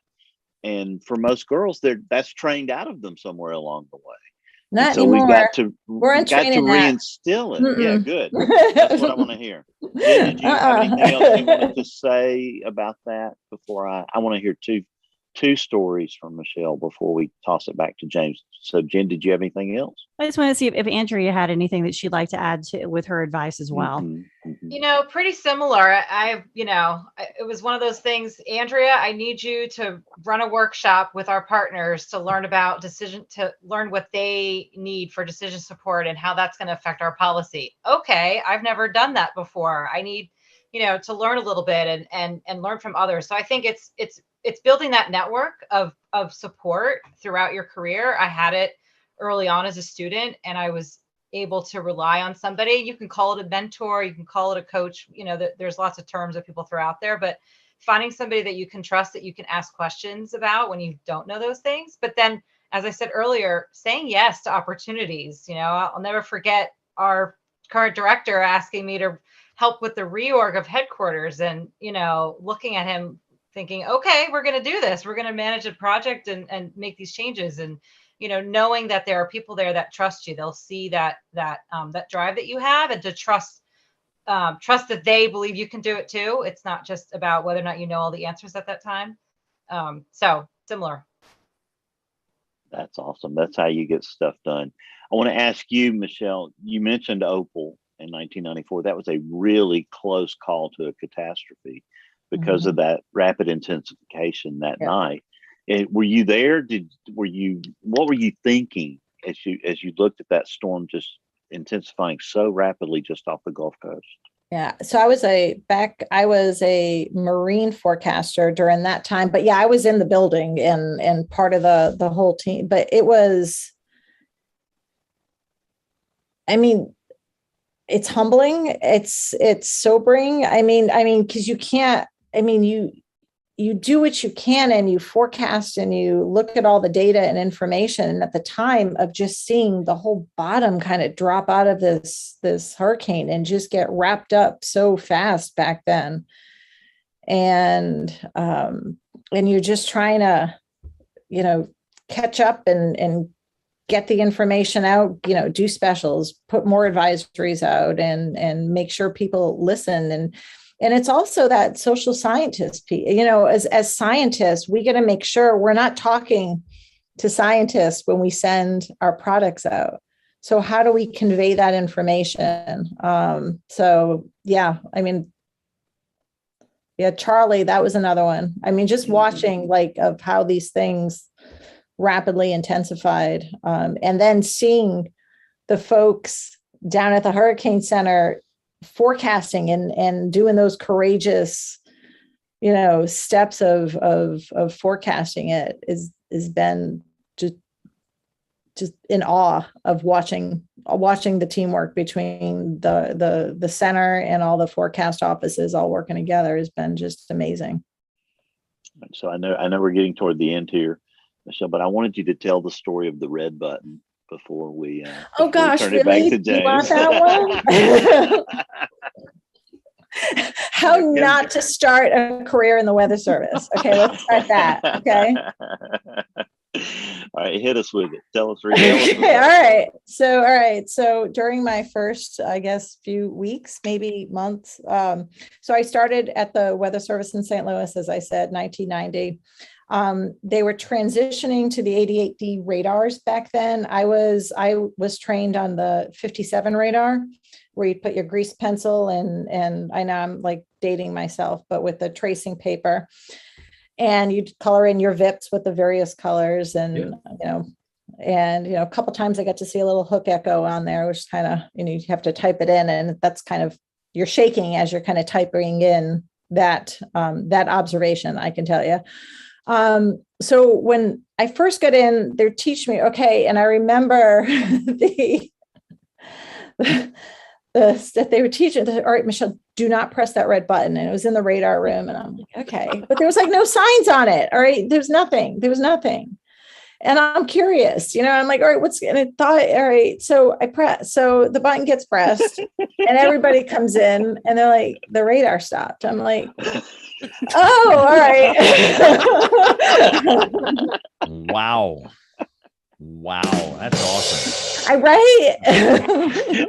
No, Michelle, that reminds me of a story I've told once, and I don't believe you're this old, but go with me here for a second. Back in the old days of the old teletypes, the old 65 word minute teletypes, at a certain Weather Service office, which probably isn't far from where I'm sitting, there was an intern working one night during severe weather. And if you remember, you coded the S's. There were 10 of them, and it rang the bell 10 times. If you remember that, James, we always kid about those. You can always tell that bell. Nope. And one of the MIC was working that night at this office somewhere, and they were watching the severe weather. And if you recall, they actually put the tornado warnings on written form on a form, and then they would sit and type it. Mm-hmm. And the intern was helping that night a little bit, doing a little typing, and everything was going along pretty good. And also the MIC said, now you did see where the ZZZZ is, where the 10 bells are. You did put that in there, right? Absolutely, sir. I put that in there. And he said, I just hadn't heard the bells ring. So I just kind of wondered about it. And sure enough, he goes over to the tornado warning. And on the tornado warning, it is spelled out TEN space BELLS. And he did put the 10 bells on there, but it just wasn't coded correctly. But same thing with the buttons, Michelle. Same thing with the buttons. It makes a difference back then. Yep. Just like the Blue Monster AFOS machines, you had to tab all the way to the end to the zone forecast, or if you transmitted, you'd lose everything you typed up. Yep. Good old times. James, I've told the story, JB told AFOS. These AFOS people and with WSR autosave, 57. they got This it stuff so is too easy. good. Well, you didn't even get to a RATS terminal. Did you have a RATS terminal that you were working on too? No. No, that was past that time.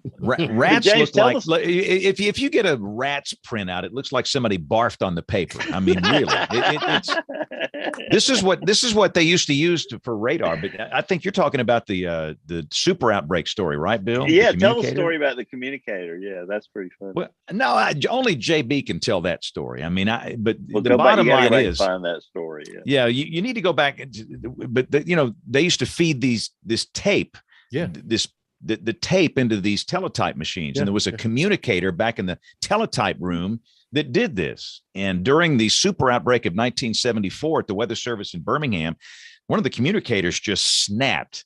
I mean, he had wads of these tapes, and he was standing up on a desk in the Weather Service, just going woo. and the MIC thought he was being electrocuted. Or he better be being electrocuted. Yeah. So, but we do have to take a break here, ladies. If you got to go, you go. But we want you to stay if you can for the wrap up of the show here, because we got to do picks of the week, where you come on and share something that's really cool, that's weather related, might be a website or book or something. So that'll be coming up in a second. But and we do need to do a long email segment here, because we've got Aubrey back, and we'll do the weather roundup and much more. But first off, Tony Rice and his astronomy report. We've got Jen with This Week in Tornado History, and again, much more coming up as WeatherBrains rolls along. Looking beyond the atmosphere, here's Tony Rice with your Astronomy Outlook. This week, look for the progressively fuller moon each evening as it slides beneath Jupiter and Saturn in the southeastern evening sky. On Thursday, an about 80% full moon will be less than 4 degrees from Saturn. The next evening, the moon will cozy up to Jupiter. Elsewhere, coming to the sky, NASA recently awarded its launch services contract for the GOES-U weather satellite. This is the fourth and final mission in the GOES-R series of geosynchronous weather satellites. It's scheduled for a 2024 launch atop a SpaceX Falcon Heavy rocket from the Kennedy Space Center. SpaceX's selection caused a bit of chatter within space industry circles. This will be the first GOES satellite to be lifted by something other than a United Launch Alliance Delta or Atlas rocket, going back to the beginning of the program in the mid-1970s. This is because ULA withdrew from consideration for the contract after they sold the final of their remaining 29 Atlas V rockets, as they shift their focus towards the Vulcan rocket series. GOES-U was to be the replacement in 2024 for GOES-17, also known as GOES-West. But plans were flipped upside down in 2018 when problems aboard GOES-17 reduced the sensitivity of the advanced baseline imager. This camera improves the previous ones by looking across more than 3 times the spectral bands, including visible, near-infrared, and infrared. That 3.9 micrometer band in particular was useful in fire detection, looking for hotspots and wildfires. And this is a problem that isn't going away for California or other Western states anytime soon. But cooling problems aboard GOES-17 prevented that camera from reaching its full potential. So the plan is to launch GOES-T on January 8th, 2022, rename it to GOES-18 once it reaches orbit, and after a brief checkout period, move it into position to take over GOES-17's Western-focused duties. That's your Astronomy Outlook. Follow me at RTP Hokie for more spacey stuff like this. This week in tornado history, September 19th, 1947. A hurricane-spawned tornado struck Apalachicola, Florida on this day.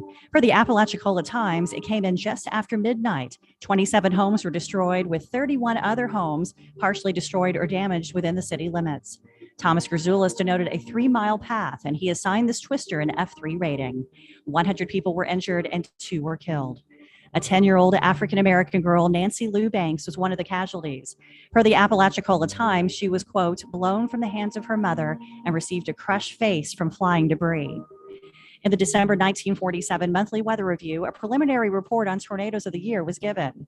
161 tornadoes were reported that year, 25 in the state of Florida, and this one on September 19th was considered, quote, most disastrous.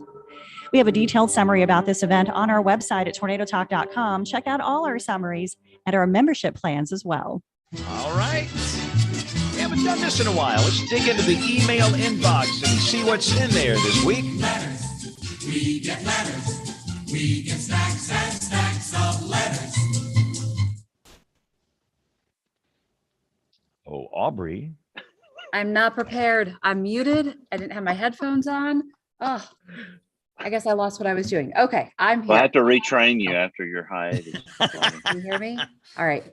All right, we're on. Loud and clear. Okay, You are rocking perfect. and rolling. All right, so we've got a couple of interesting emails. This one comes from Devin Greeny from Memphis, Tennessee. Does Ida hold the record for deaths by an inland hurricane? I know Camille killed several in Virginia back in 1969. Nice to know, Devin. A lot of people don't know that, but that was nothing compared to what Ida did 1,000 miles or so inland. So here's the thing with Virginia is there is actually 123, it's disputed, 123, 124 deaths in Virginia from Hurricane Camille. And most of those in one county and most of those from one tiny little community. And that was more mudslides. So the Camille deaths in Louisiana were, correct me if I'm wrong, about 250, about 100 more, I believe, somewhere in the 250 range. I don't know what the current death toll from Ida is off the top of my head. Let's don't forget Hurricane Agnes in 1972. 72. I'm one of the few guys old enough to remember this kind of stuff, but I want to say the death toll from Agnes from flooding, inland flooding, was like over 100. It was just brutal. And Horrible, that horrible hit my flooding. area, the Shenandoah Valley, also very hard. Agnes in 72. We've had Donna. There's many instances where there was high loss of life from Well, flooding then, from hurricanes that I came mean, in. think about Connie and Diane, back-to-back storms. Yeah. A week apart, if that, maybe 8 days apart. Floyd in 99. And goodness, Gloria, what, 85?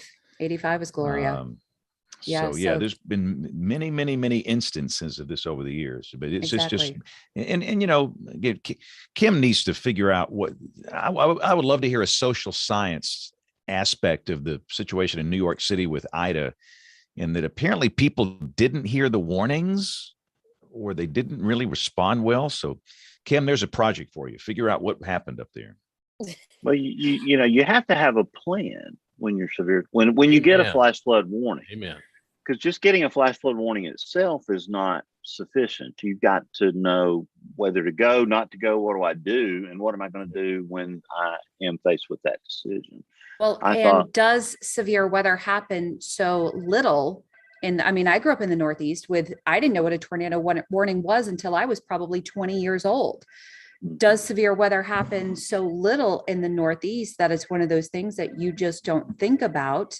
And there's a disconnect, and maybe the preparation just isn't there, or you think, oh, it doesn't really happen here, it's not going to happen to us.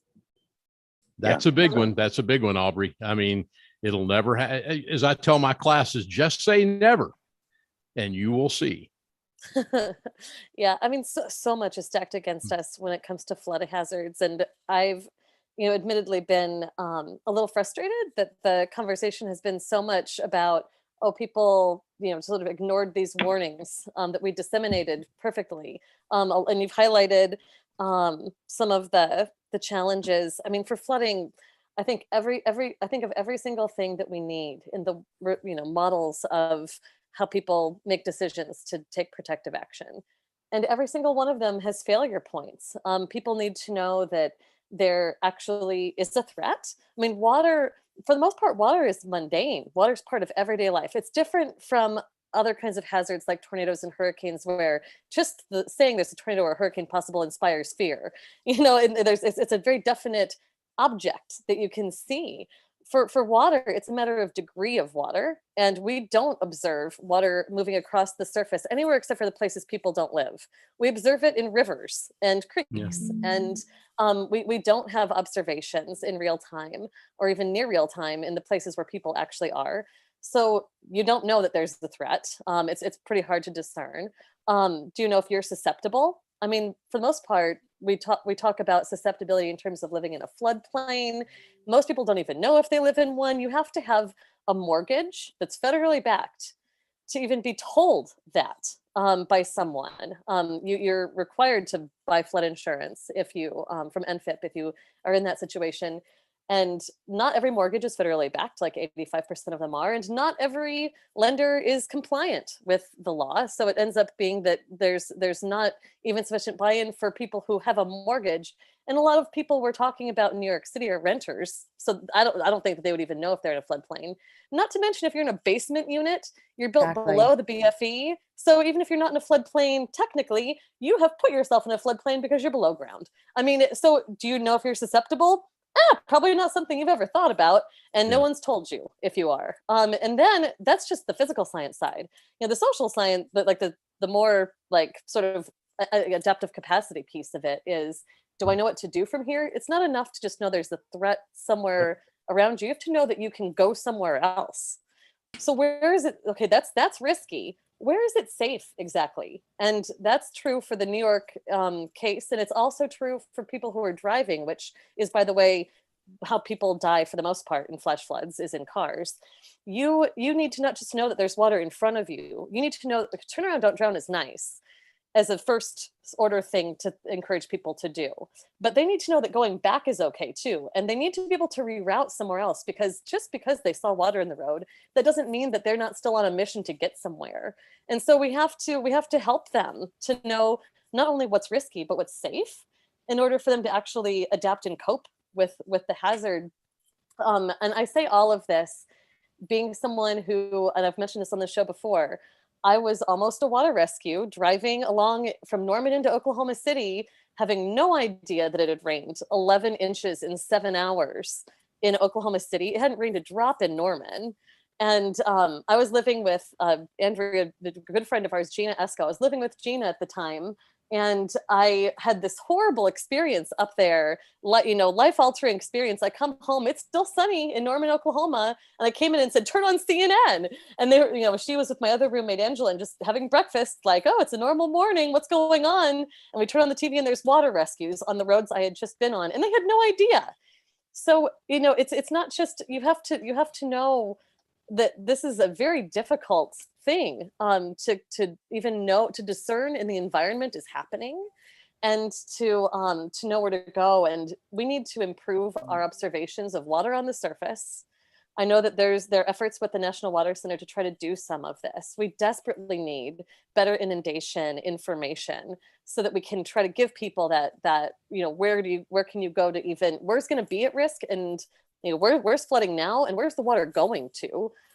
Anyway, this is a big soapbox, and I wish that it was something just as simple as, why didn't they understand flash flood emergency? We used emergency for the first time in that place for these people. What more could we have done? A lot. I think a lot. So anyway, it's a very frustrating hazard because it's so much more complicated than the other, big high profile things. But it's something we absolutely have to tackle.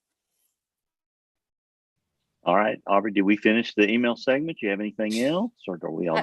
We'll we go got through a weeks couple and more. weeks of That was a email. great conversation. So of course, I mean, that's very important. And speaking of that, Ron from Georgetown, Kentucky sent us in. I'm just going to read this real quick. I had to share this email from a weather observer and friend in Elizabeth, New Jersey, and how much he personally underestimated the situation that was developing from Ida rains. His name is Greg. He's a loyal member of the New Jersey Weather Observers. 6.67 inches of rain here, mostly fell in a few hours. Last night, I did not drive to work and I took an Uber. It's about 1.5 miles away. When I left work, I saw there were no Ubers, taxis, no bus, so I had to walk home. A little more than halfway home, I almost died. Keep in mind, I know this town very well, and this part of the town never floods as it's one of the highest parts in town. In a span of literally 3 to 4 houses of walking, the water went from mid-calf deep to the top of my rib cage. As I was trying to turn around, I got stuck in a current and was really close to getting swept away. I did see that I was near a tree, so I swam to the tree and grabbed onto it and pulled myself up. I lost my textbook for the class I was teaching, as well as my cell phone, umbrella, and watch, but I am okay. It's a powerful story, and his is not alone.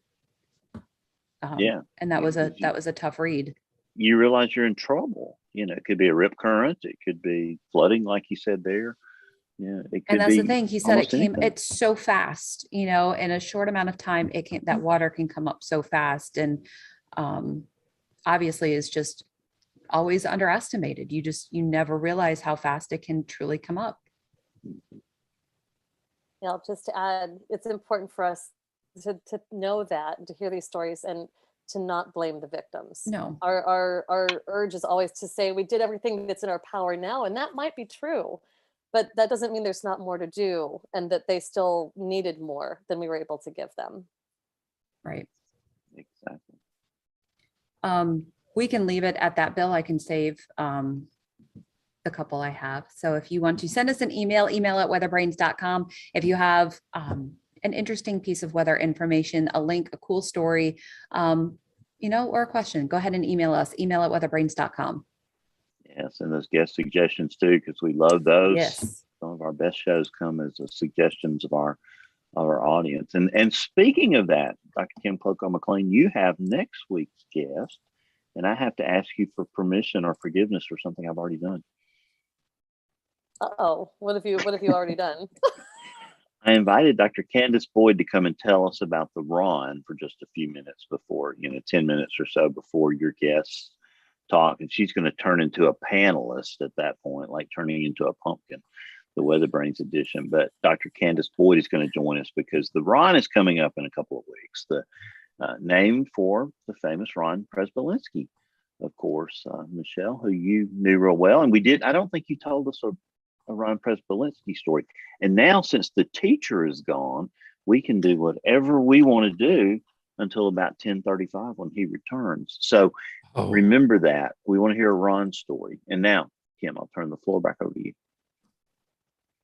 Oh, sure. So, next week is a show all about radar. We're going to hear from some radar engineers, both here at OU and at MIT Lincoln Labs, and they'll talk about the cutting edge technologies being created, how they're being moved toward forecasting applications, and a lot of the cool behind the scenes stuff of things like chasing with radars, and bring all of your questions, everything you've ever wanted to ask about the infrastructure, what exists, why, and where are we hoping to go, will be part of the conversation next week. That's going to be really exciting. And another thing will happen next Monday night, the 20th. Dr. Neil Jacobs will join us as a permanent panelist. Yep. So we're really excited about big that. Time now. Yeah, we're all going to be. We're going to have to brush up on our game around here, Aubrey, so we can keep up with him. Now, Jen, you got the show on the 27th, and I have to let you talk about it since you're the one who got done what I could never get done. I got him on this. Seems to be your modus operandi. Oh man, I got him on the show.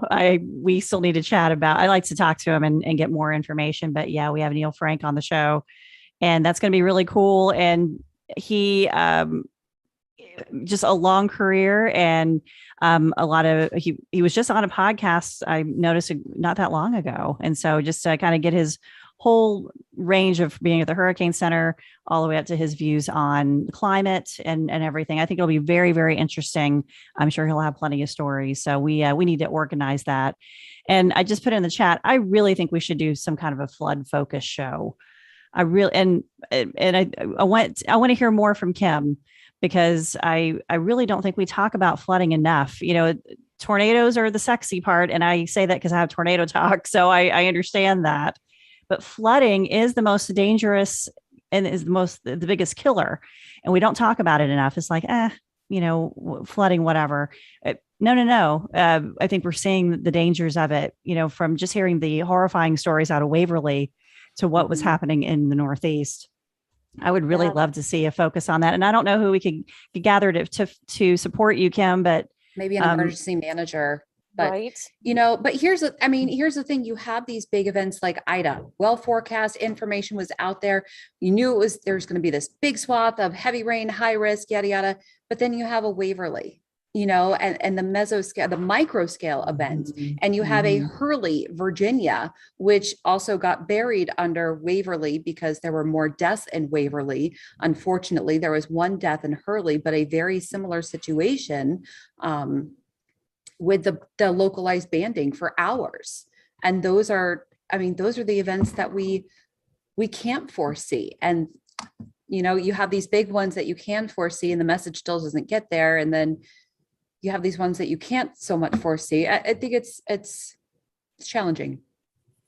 I think we could do a whole series. I know there's some people who are trying to work with modern ensemble technologies. It's possible to start forecasting some of those, banding events where you get a mesoscale convective system that sort of sets up over one area and parks for a while. We're finally getting to the point where we're able to resolve some of that placement and those extrema of outcomes with ensembles. And we could start there from what can we try to forecast on what scales, all the way down to, I think it might be neat to have people from the FEMA Prepare-a-thon. They're focused so much on preparing our country for all different kinds of hazards. And, think about, did you ever do a flood drill as a kid? We do tornado drills, we do fire drills. In California, you do earthquake drills, tsunami drills, right? But I've never heard of a flash flood drill. And so we never, from the early education of our children all the way through our whole system, we don't do very much at all to help our people to know what to do and to be prepared when there could be a flood. And part of this was brought home to me when one of my team members is from the UK, and he talked about how the geography education there is very different than domestically here. And they do learn more of things to look out for, at least environmental signals of flooding. And part of that is being the UK and they get rain a lot. But I think that there's something to be learned there, that there's just a societal uptake on this issue that hasn't existed. And maybe we can be part of that solution, trying to help bring voice to it. I think that that's a really lovely idea, Jen, and we should talk about it. Agreed. And I want to say, I have like 2 minutes before I have to go to show, but do you know some of the products they have out there for flooding? We had a massive flooding event in Stanton, Virginia in August of last year, where we picked up anywhere from 6 to 7, 8 inches of rain in just a matter of 3 hours, led to widespread flash flooding. No one died. It was incredible. No one died. But now the city has installed these floodgates in some low-lying businesses. And I kind of did a little searching with some of these products. And obviously there would be some grant money and things like that, but even homeowners, what can you do? I mean, there are some products out there. That would be a great show too. What can you do? And that can be fortification and non-fortification. Out there are different kinds of things to think about. That's a great thing to dig up. What communities are doing what? Are there success stories to tell? Yeah. And get them on the show to talk about it. How they're a city planner or something. That would be interesting, I think. Yeah. That's awesome. That's a great idea for a show. And talking about some other great shows that are coming up, Mike Ferrari is going to join us on October 11th. That's a new development. We talked about Richard Brundage. Tim Bryce is going to join him as a panelist that night on the 18th. Paul Suffern's going to be on to talk about turbulence and aircraft on the 25th. And the new recent development is that we'll do a little Al Mohler tribute with Chuck Goswell and Tim Marshall on November 1st. So those are going to be really incredible shows. Now, you mentioned about the director retiring. We're going to have his official retirement party, at least the WeatherBrains version of it, on the 20th of December. And then Greg Carbon will end the year on the 23rd. So those are some of the shows that are coming up. I know, Kim, you got to go do your thing. Do you want to give your pick real quick? She's already gone. Darn, we blew that. So just me and my big mouth. Troy Kim, I'll go to you for your pick of the week. Pick of the week is the happenings with Nicholas at the moment. Really interesting. I know Michelle was kind of watching this, I'm sure. The center is near Brazos 538, which is a rig there off of Matagorda County. And I'm sitting here. There's also been a lot of bursts of lightning in that northwestern part of the center of Nicholas here in the last little bit. I will tell you my salute to the ASOS at Palacios, Texas, where they have reported a wind gust to 77. And I'll also, let me give a shout out, because I do this because Michelle and Andrea, I do this. I find everywhere to be every time I can. But I noticed tonight that they've had, and the Weather Service has no control over this. And the generators don't always work, but the Weather Service, or rather the ASOS at Galveston, went through a power failure about an hour ago, and we began to lose data. And I think the LTEX down there got this thing going, and it's reporting again. It was actually in chat that I noticed that they said we've got the op going again in Galveston. And for that, I salute the Weather Service in Houston, Galveston tonight. And people like the LTEX, people that are working there behind the scenes to try to keep things going. And let's say less than favorable circumstances. That's my pick of the week. And bring it on, Nicholas. We can take you. So I tell you, the convection is really blowing up right there on the coast again. Right. Nice big circular burst of convection. So I know the hurricane hunters it looks like they're flying one more inbound leg. Yeah. Maybe they'll get in there before this thing gets on land, because it may be a hurricane now. Yeah. And that's a pretty good burst of lightning in there too, on the northwest side that we're seeing south of southeast of Palacios. So impressive. It looks like the Hurricane Center may be holding the train here, because that 10 o'clock advisory is still not out. So we'll have that as breaking news here in just a minute, as soon as that comes out. Jen Nairmore, what you got for us? Pick of the week. So I got an article from WeatherBrains fan Jay Farlow about it was an encouragement that radio is not dead, which is great since that's how I eat and have a roof over my head. So, but it was from the Washington Post, and the article is pretty much focused on WWL radio out of New Orleans. It's after Ida, New Orleans residents find a source of hope, the hurricane station. Of course, we know that WWL is a wonderful station. I used to be on there when in my Weather Channel days, we had WWL. But for the storm report, I had the opportunity to be on the NPR stations. They simulcast the New Orleans and Baton Rouge and covered all of southeastern Louisiana for Ida. And I was so glad. I mean, they blew through the clock and we just kept talking on that Sunday. But the focus here was on WWL. But just a reminder to folks that radio, if you do not have power, you can listen to the radio. And radio stations are still your local source. Yep. I know a lot of it has changed and they've become very automated and they're very shoestring. But there are stations that are still hyper local. They, want to make sure that they're reaching out to the communities. And I'm on, a good 65 stations. Now I don't do severe weather for all of those because it's hard to do. And, but I have about 10 that I do severe weather for. And I was honored to be on the NPR stations to hopefully be some kind of a calming voice to let people know what was happening. And they really struggled because I think they were hit by the power went out and we had a hard time even getting our weather to them for a while. But they stayed on the air and were running off of generators as long as they could to get the word out. So radio is not dead, and I'm so grateful. So hopefully you can get it. I was able to read that article. It does get behind the paywall at some point, but you might be able to sneak in and get it read there, maybe as a trial or something. But it's a really good article. So Jen, the Buggles weren't right. Video killed the radio star. No way. I'm still here. First, I know, isn't that cool? That was the first video ever on MTV. On MTV. Yeah. That's right. And we have breaking news. We do have breaking news. It is a hurricane. Yeah. Oh, look at that. It is a hurricane. Oh my goodness. That was from the forecast advisory, and I think probably, and it's not moving on my M-Win. What's the deal with that? Troy, something wrong with my M-Win? I don't know. Yeah, public advisory is not up. Well, I know who to go to if we got the boss here. I mean, the marine advisory has been posted. Yeah, that's right. Okay, that's why. Just checking, just testing you, Michelle. All right, I've got a pick of the week. My pick of the week is Purple Air, which is a crowdsourced pollution monitoring system. I thought that was really cool. One of our local high schools has one right down the street, and I thought that was pretty neat. So I've got that link. It'll be up on the website with all the other links. Now, I've stalled long enough for you, Andrea. What do you have for us as a pick of the week? Man, I was scrambling, but I was chatting Michelle because I think I changed my mind.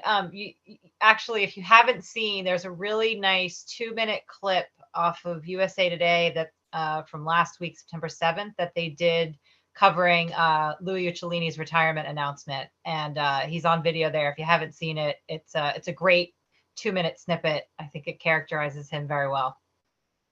And there was my M win right there. The siren, the public advisory just came. So yeah, that's a great pick of the week. We're really excited about having Louis on December the 20th. That's going to be outstanding. All right, Michelle, all this work going on behind the scenes over there, coming up with picks. What did you come up with for us? All right, she's frozen or I'm frozen or she's a really good. She's frozen. Staying stationary. And that's one way to get out of it. There you go. That's right. So, it always saves you from getting the foghorn. You just say, well, my internet went out. That's right. All right, Troy, any further business we need to bring before this august body tonight? No, I'd say let's adjourn this meeting, but thank you, Andrea, and thank you, Michelle. Thank you this both. has been a lot of fun and a great show. So I told you. Yep. Thanks for having Andrea, us. I told you, Andrea. You She said, did. I said on Friday, I said, this is going to be one of our best shows. And she said, I bet you tell everybody that. Yeah. And Bill, Andrea's sitting there going, oh, Lord, we're in Louis' office tomorrow morning. Yeah. Know? Exactly. Well, with no further business, I'll call this meeting to adjourn. I'm guest booking officer Bill Murray. WeatherBrains is the netcast. It's all about weather. Every week we do it generally on Monday nights, and sometimes we do things to throw Aubrey off so she won't be here. But that's a very rare occasion. Nobody tell her that the December 23rd show is not on Monday night. So just keep that a little secret. And we'll see how that goes. But you can find us on all the normal podcast channels. Of course, we love getting email from you. Email at weatherbrains.com. Drop a rating on iTunes over there if you get a chance. But until next Monday night, when we'll be talking about all things radar, as I always tell you, keep an eye to the sky because you'll always have something fun to look at. Thank you so much, Andrew, for making this happen. Thank you, Andrea. Yeah. It was really an awesome show. And come back soon. Definitely. Bye, Bye, everybody. Y'all have a good rest of the week. Okay. Bye-bye.